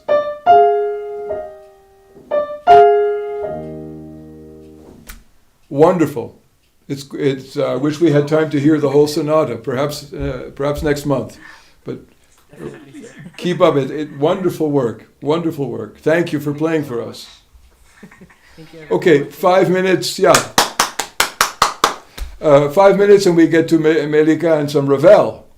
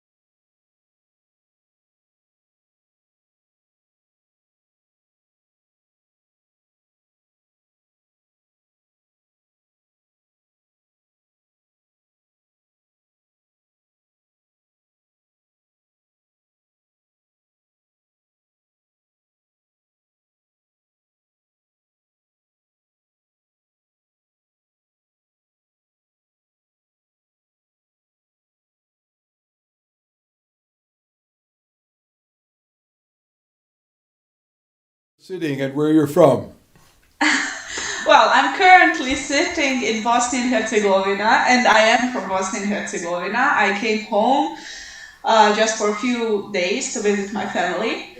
But I'm usually living in Graz during the school year because I'm still studying at the University of Music and Performing Arts in Graz. Wonderful. So, And you're playing Gaspard de la Nuit, nice little easy piece. yeah, I'm playing Gaspard de la Nuit, even though my piano is not the best one. So I don't know how much will I be able to achieve, but we'll see. Yeah, well, we do our best, but we do our very best. For people who are listening in, if you don't know the history of this, is one of the most complicated pieces ever written for the piano, technically. It's also one of the most interesting pieces, even for Ravel. It's based on a set of three poems, or three poems drawn from a cycle of poetry by an obscure French poet named Aloysius Bertrand.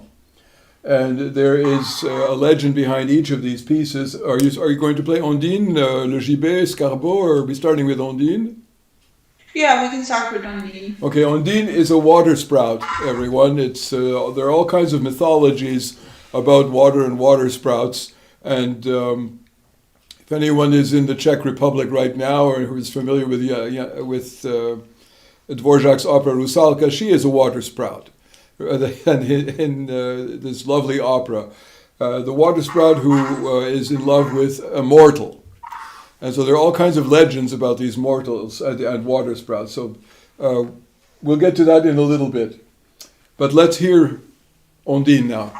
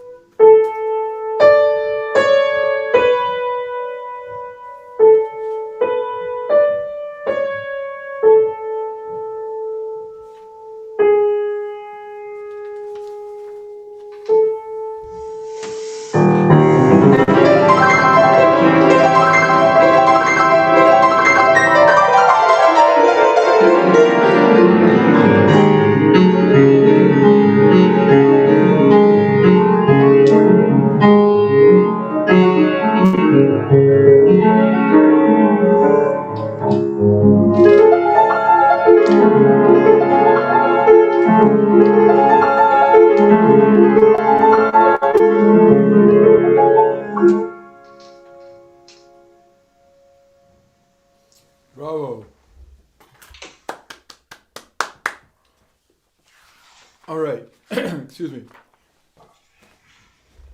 Couple of things to remember in the background. Onde in French, une onde, is a wave and also a droplet. Ondine is a smaller version. It's a diminutive of that. So it's a little drop. In other words,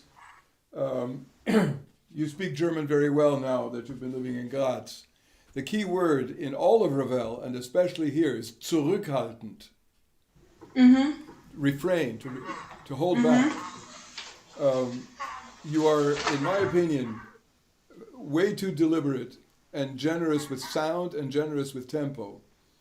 You have one climax here that you have to build up to very slowly and come down from very quickly. And Ravel was the one who said, "Don't interpret my music, just play it." All right? So don't interpret, just play. You're going to interpret, there's no question about it. It's the way we are. But hold yourself back. It doesn't merit interpretation. It does it on its own. It's not that it's metronomic, far from it. And you have to be sensitive to the harmonic fluctuations. But basically, it's very, very quiet. It begins triple piano, and he wants it to remain triple piano as much as possible in the entire piece.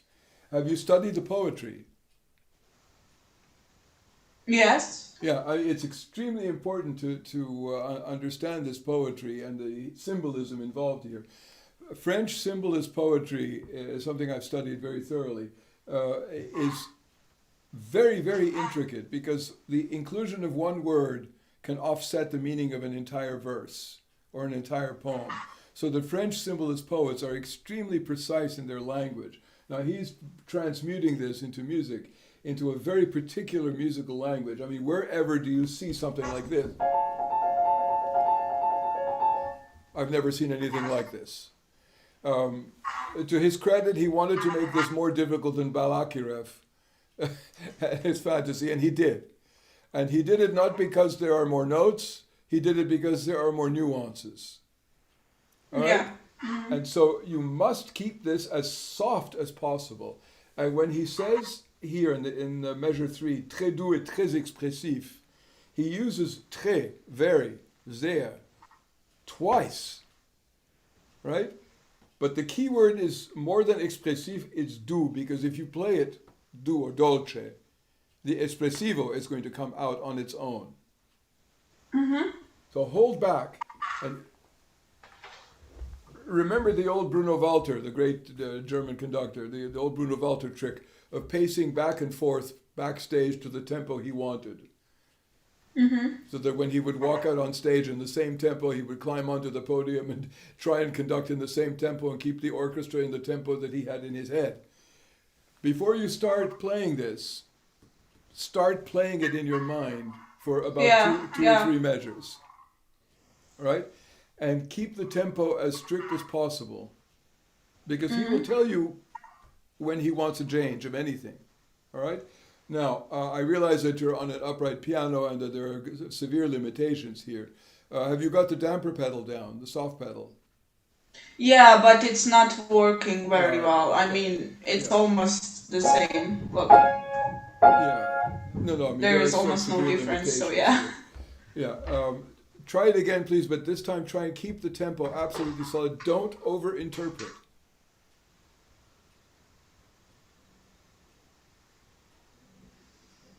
No, you already started over-interpreting. No, Malika, we don't need that. We just need a metronome.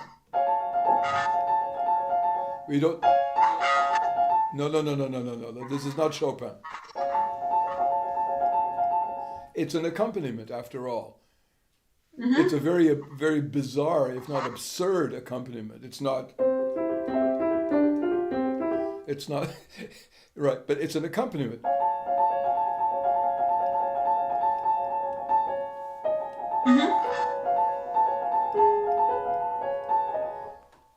As neutral as possible, all right?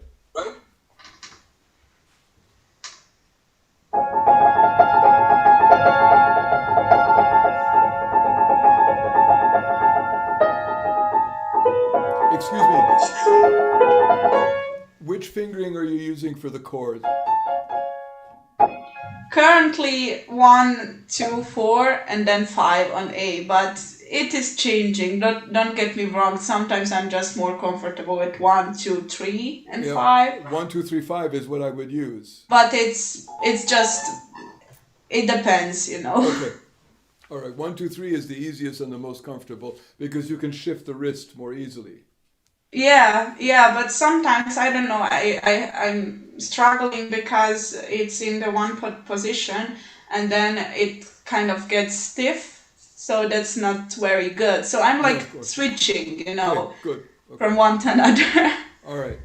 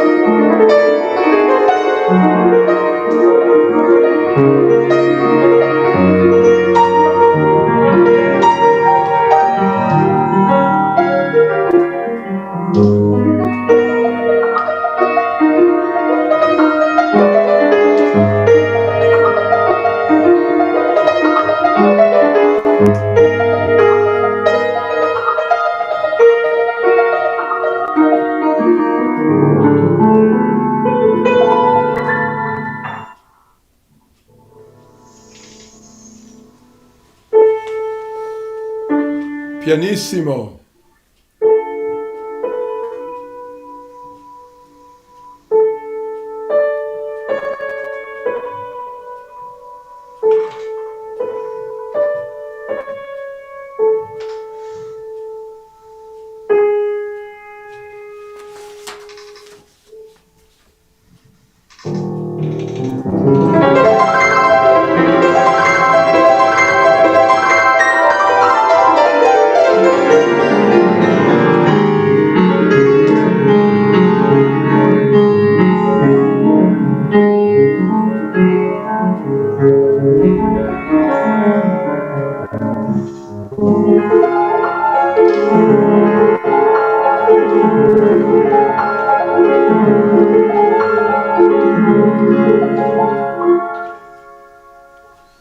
Okay, wonderful, and much better now that the tempo is more stable, and that you're not over-interpreting it.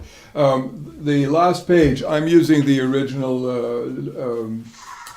Durand edition, page 14 in my book. When he writes before the end, 1, 2, 3, 4, 6 measures before the end, rapide et brillant. Do you see that?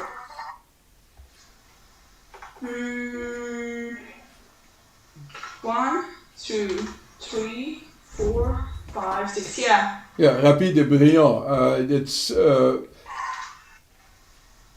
diminuendos are not there at all.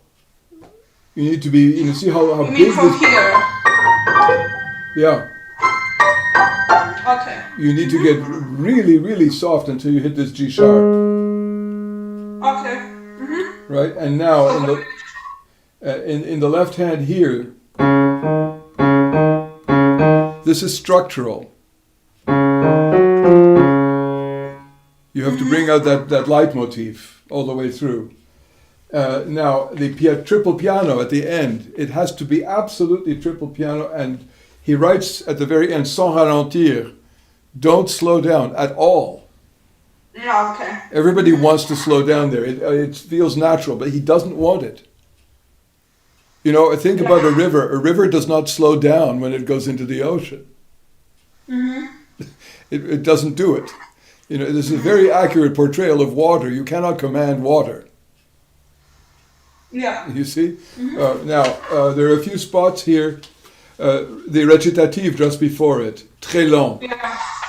All right. It's too heavy. It needs to be more transparent, less sound, pianissimo, and the staccato here on the A.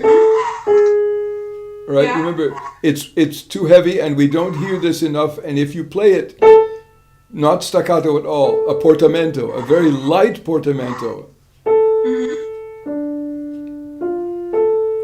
I've even heard people play it on pedal, the whole thing.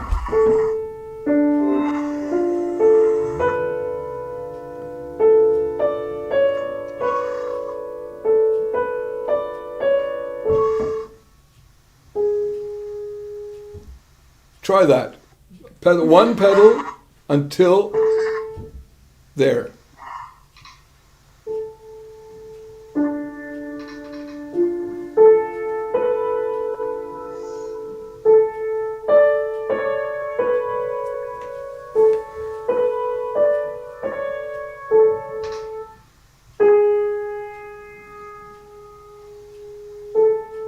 And pianissimo the A.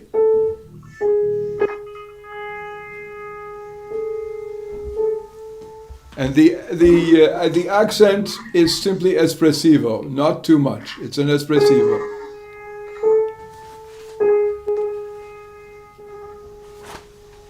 And attacca. Okay. Okay. Yeah. Okay? Now,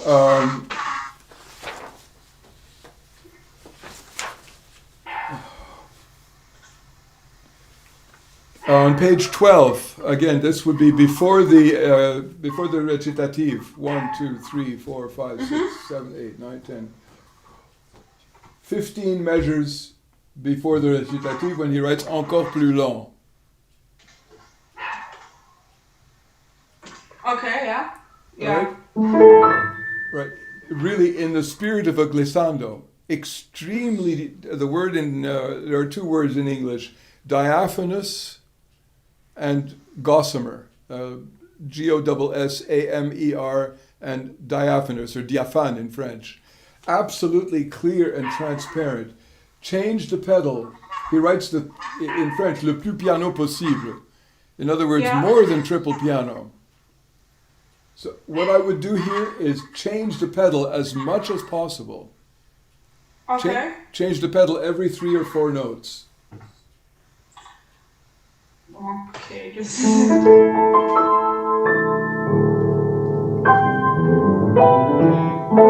okay, like I can do like what is the word for that? Like really fast changing, like shaky. Yeah, exactly. Exactly. Okay.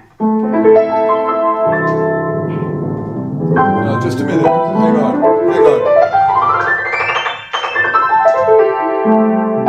Melika, hang on.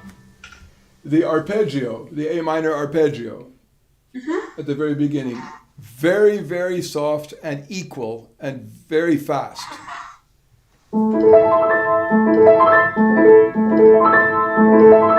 And have it disappear. It has to disappear right up here.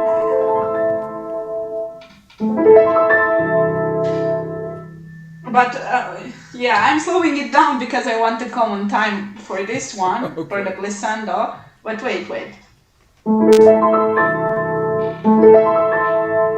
Or I can take the E in the right hand, maybe. Yeah, then I will have more time. Because I'm taking E in the left hand, so then I'm losing like a second. Not a second, but yeah.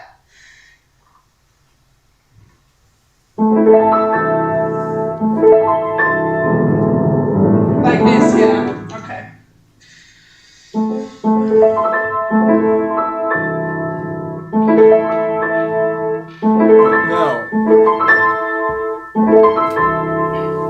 Now remember what he's saying here is very, very important. He writes the softest possible, le plus piano possible, right?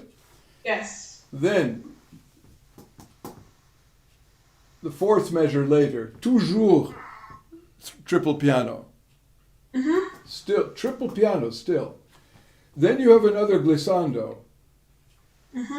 Now he writes au mouvement, un peu plus long qu'au début, a little bit more slowly than at the beginning.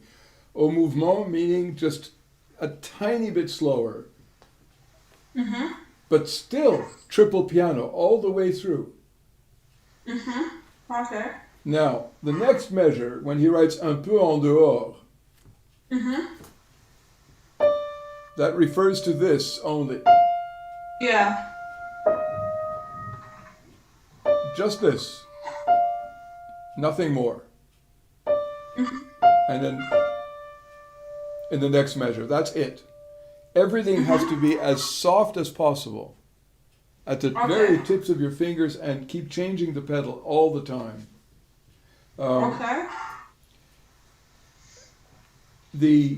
In the next measures, the melody that he wants you to bring out, it's not really melody, it's inflections.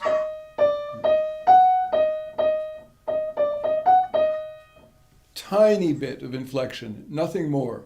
Don't overinterpret at all. Okay. So in this whole thing, the loudest that he's getting is piano. at the high A sharp. Yeah. That's the loudest that he wants. And this is what makes it so very, very difficult.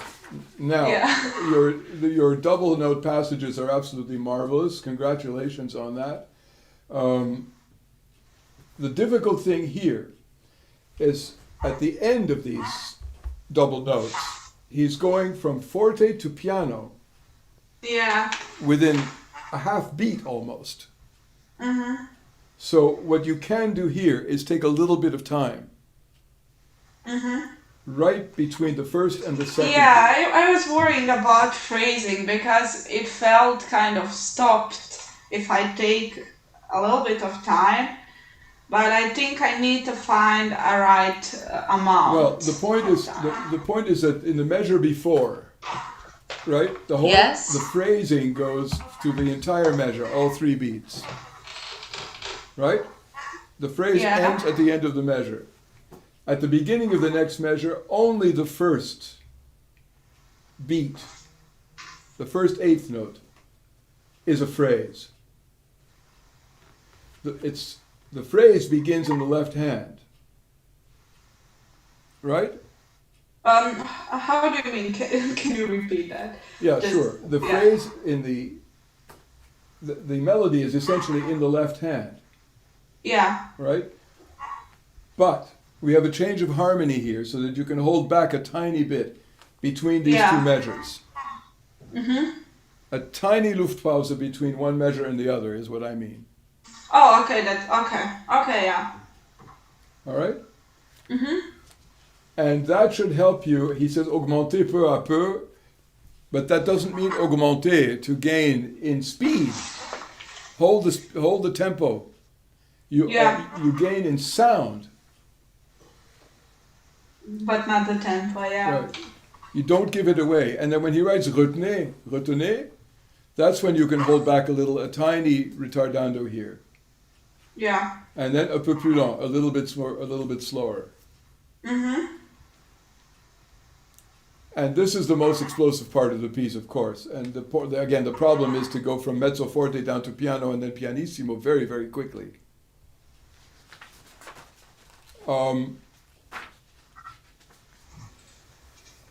Before the double note passage, the first one, you can take a little bit of time here. Not in the arpeggio, not this. But right before it, take a Luftpause. Okay. A Luftpause, just right before there. Okay. The same thing on page 8.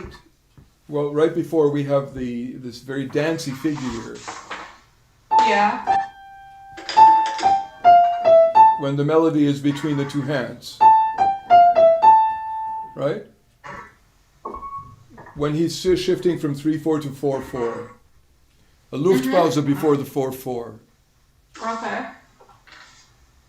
It will help make the melody more distinct.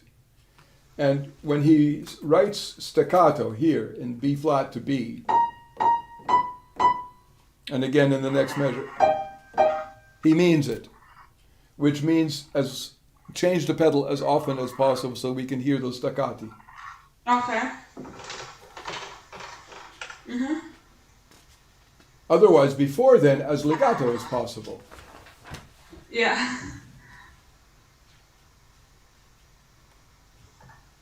This is a texture piece, more than anything. The melody is nothing special. Yeah. It's nothing special. The whole exercise here is texture, much more than anything else. And the only significant ritardando that you can do in this whole piece, aside from the end with the recitative, is 1 minute, 2, 4, 6, 8, 10, 16, 18, 20, 22, 24, 26, 28. Measure 30 into measure 31. Yeah, okay. And even before that, you can take a little bit of time. Okay. Right here at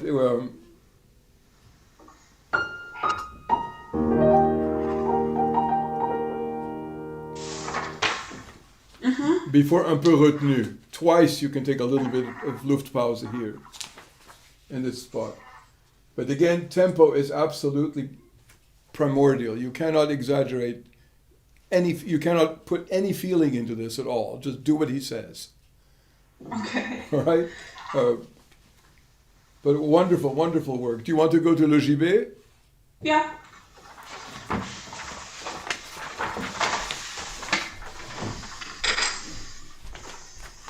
This is probably one of the most unpleasant pieces to play. It's about a guy hanging a corpse. Yeah. A body that's just been hung to dead. And this is the bell that's tolling.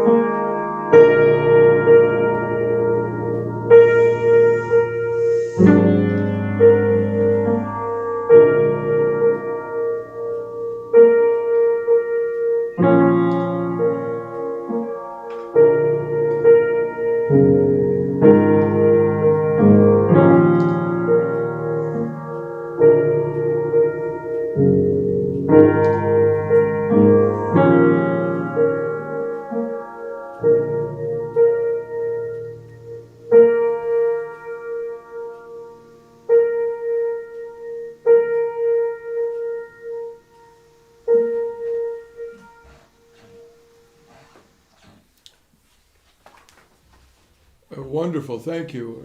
Really good. Again, you're too involved.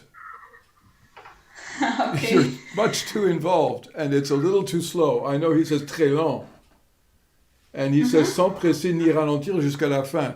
Don't rush and don't slow down until the very end. So you don't have much wiggle room, as we say. You have to follow this. It's very slow, but I mean, don't exaggerate the slow tempo. This bell becomes so obsessive. It's already bad enough, the bell. Okay. You know, it's a death knell, right? So, but don't make it even harsher than it already is. Take it a little faster. And this, it's pianissimo most of the way through. Take the tone level much further lower. I know you have an instrumental problem here. We know that. Yeah. It's the piano is not great. But try it once again from the beginning and take a slightly faster tempo. Because remember, I mean, try and imagine a church bell. Church bells cannot ring that slowly. They reverberate. Right? So a little faster.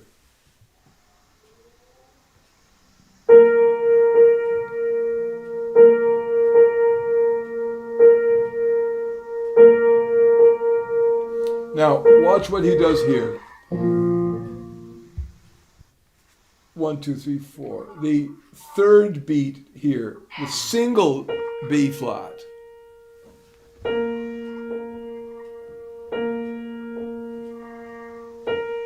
That one is special because it's on its own. All right? Okay. You have to bring that out. It has to be a tiny Luftpause right before it.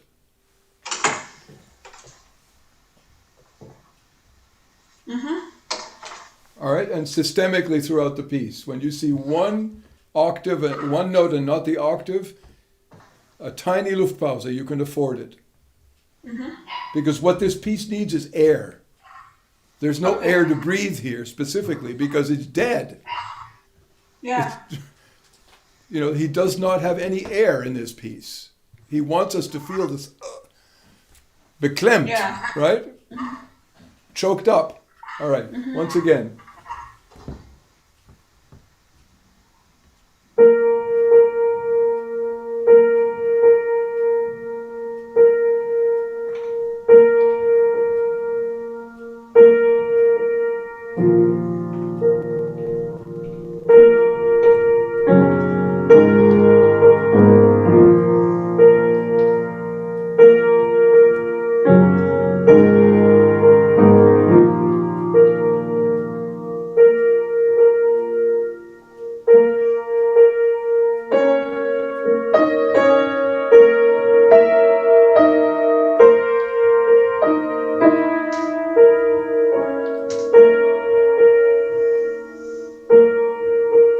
Quiet with the bell. Quiet with the bell.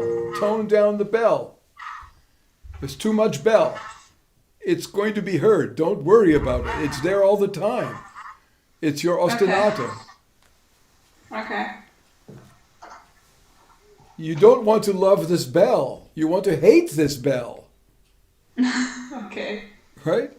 This is death. You don't want to, you know, it's going to be there through the whole piece. Don't worry. It's not going away.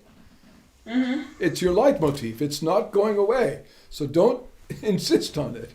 All right. Okay. Take it from, please, 1, 2, 3, 4, measure 6.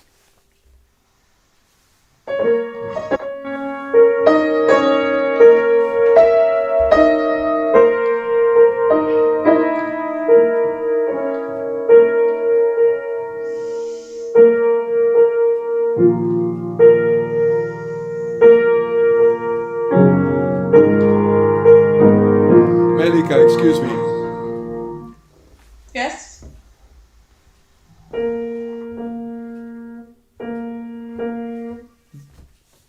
Imagine someone gasping for air.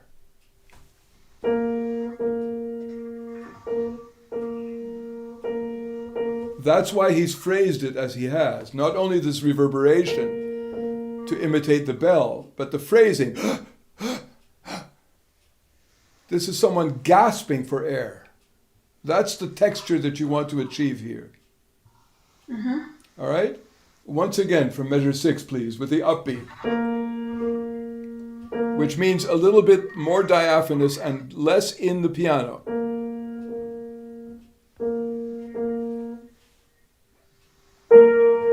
You can change the pedal more often also.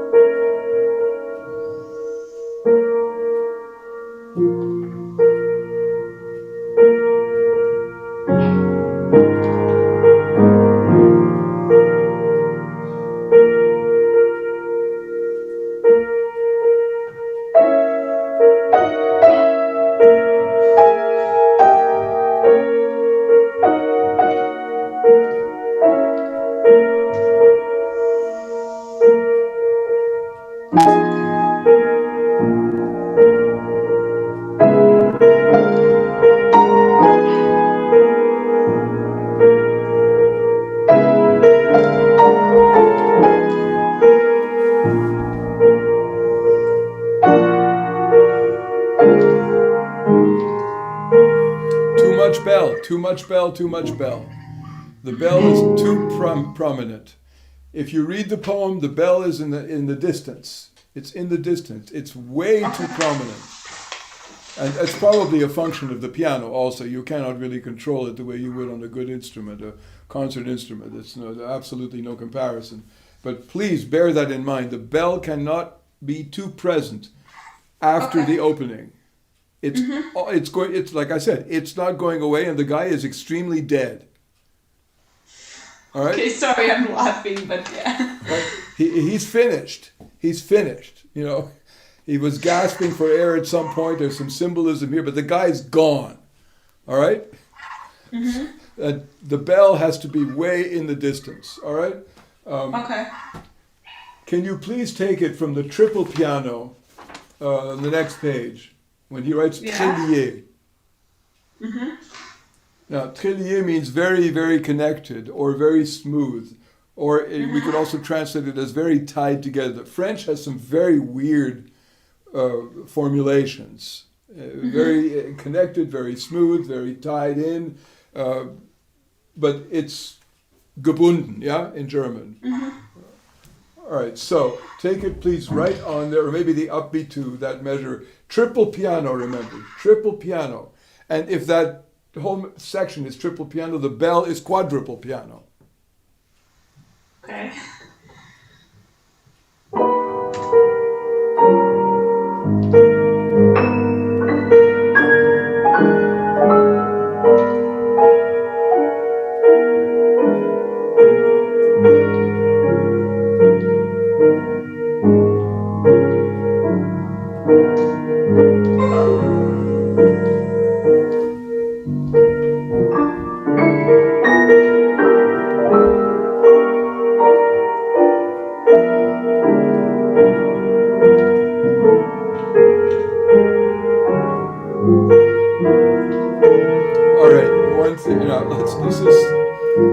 This is so very difficult textually. Let's look at this measure very closely. Trillier, triple piano, right? In the treble clef. Look in the bass clef. He writes again, triple piano and trillier. The right hand is descending, the left hand is ascending. It's almost as if this guy is being brought into his tomb and his soul is rising in the left hand. Okay. These things are very difficult to calibrate in terms of an interpretation, but remember that this is the way French music and French poetry work together at this particular time in history. There is an immense fusion of music and poetry, even when you don't have a text here. You know, you could take any of the Debussy preludes or Ravel pieces, Miroir. There is a poetic consonance here and resonance that goes well beyond the printed page. These composers knew all the poets, sometimes very, very intimately. So when he's writing trélier in the upper right hand and trélier in the left hand, he means almost like sliding as closely as possible between one chord and the next. Yeah, okay. And then in the middle you have this darn bell going away, blowing away. So the bell as soft as possible. The bell has to be like a water torture. It is an element of torture here for the listener. Mm-hmm. Because it's relentless. All right. Now, what you need here, of course, is a very solid. On a regular piano, a great concert piano with 3 pedals, you would be holding the middle pedal, the A flat on the middle sustaining pedal, and working, with the other pedals. I mean, if you could, the left pedal certainly, the damper plus the sustaining pedal with the left foot, and the right foot on the damper pedal, which you have to change all the time to create this diaphanous effect. But we need this constantly. Okay. And you have to imagine again the piano at the turn of the century, from the 19th into the 20th century, and the French piano, which is not as solid as powerful as the German piano. He dealt with Erard and Pleyel at the time, not Steinway and Bechstein or Bösendorfer, right? Mm-hmm. So be very, very cautious with these sound levels. You have 4 different sound levels to worry about. Mm-hmm. Which is why this is just impossibly difficult. You're doing a very good job of it. But the registration here, I'm choosing this passage in particular because it's the most difficult, sonorically speaking. It's the most difficult passage in the whole piece. And of course you cannot give it due justice on the piano that you have. Yeah. But let's try it once again. Keep that bell as quiet as possible. Okay. And if you concentrate your mind on this foundation of an A flat chord, A flat pedal, everything should fall into place. Mm-hmm. All right?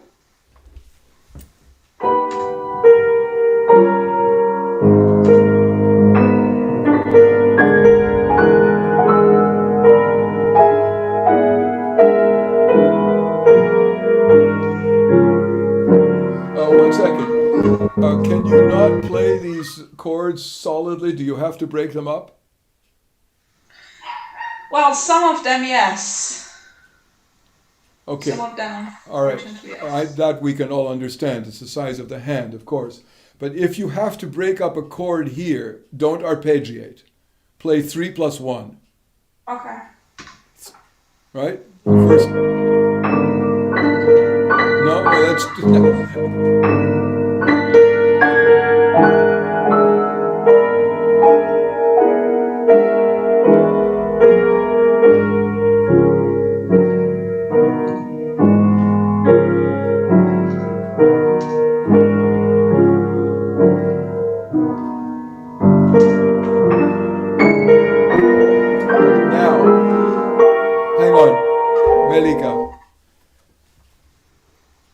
The G natural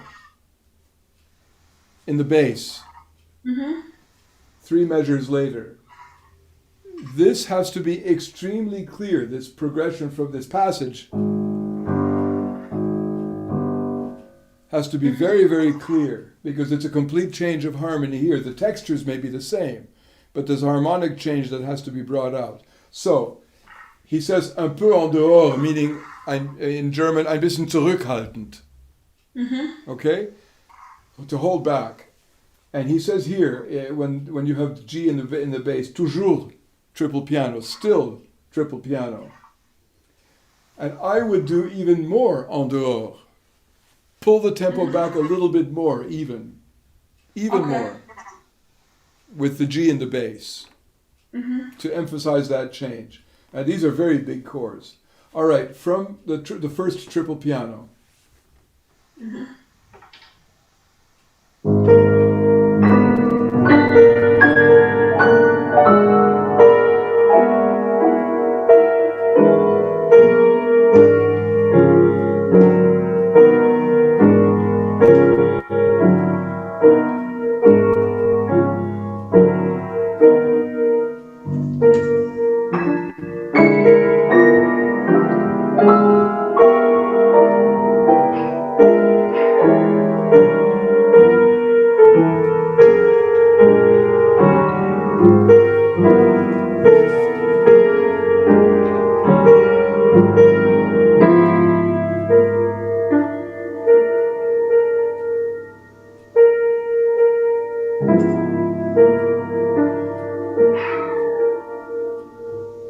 Okay, let me point something else out here. Sorry? Let me point something else here. We have this G in the bass, and the next big pedal point is C sharp. What is this interval?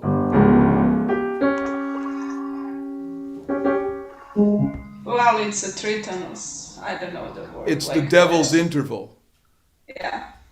You have to bear these things in mind. Yeah. You have to bear all this symbolism in mind. Again,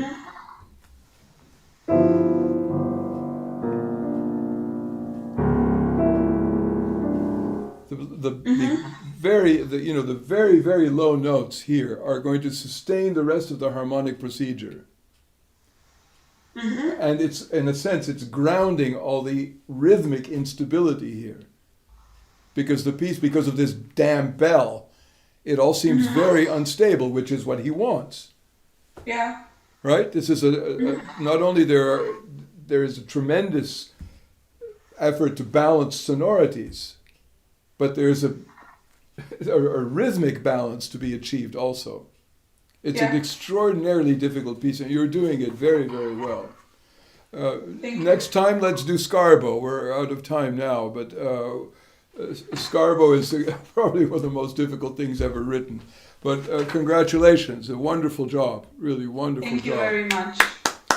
Thank you everyone for playing. It's been a really wonderful session. The next one is May 17th, same time, Saturday, June 17th, sorry. June 17th. Yeah, June 17th, same time. So please keep in touch, and everyone stay healthy, and welcome back, and have a good spring. Things are beginning to look up. We'll be able to go out and do more stuff, and maybe the concert halls will be open again soon. Thank you very much. It was a great experience. Okay, thank you. Bye-bye, everyone. Auf Wiedersehen. Bye. Thank you so much. Bye. Thank you, everyone. Bye, everybody.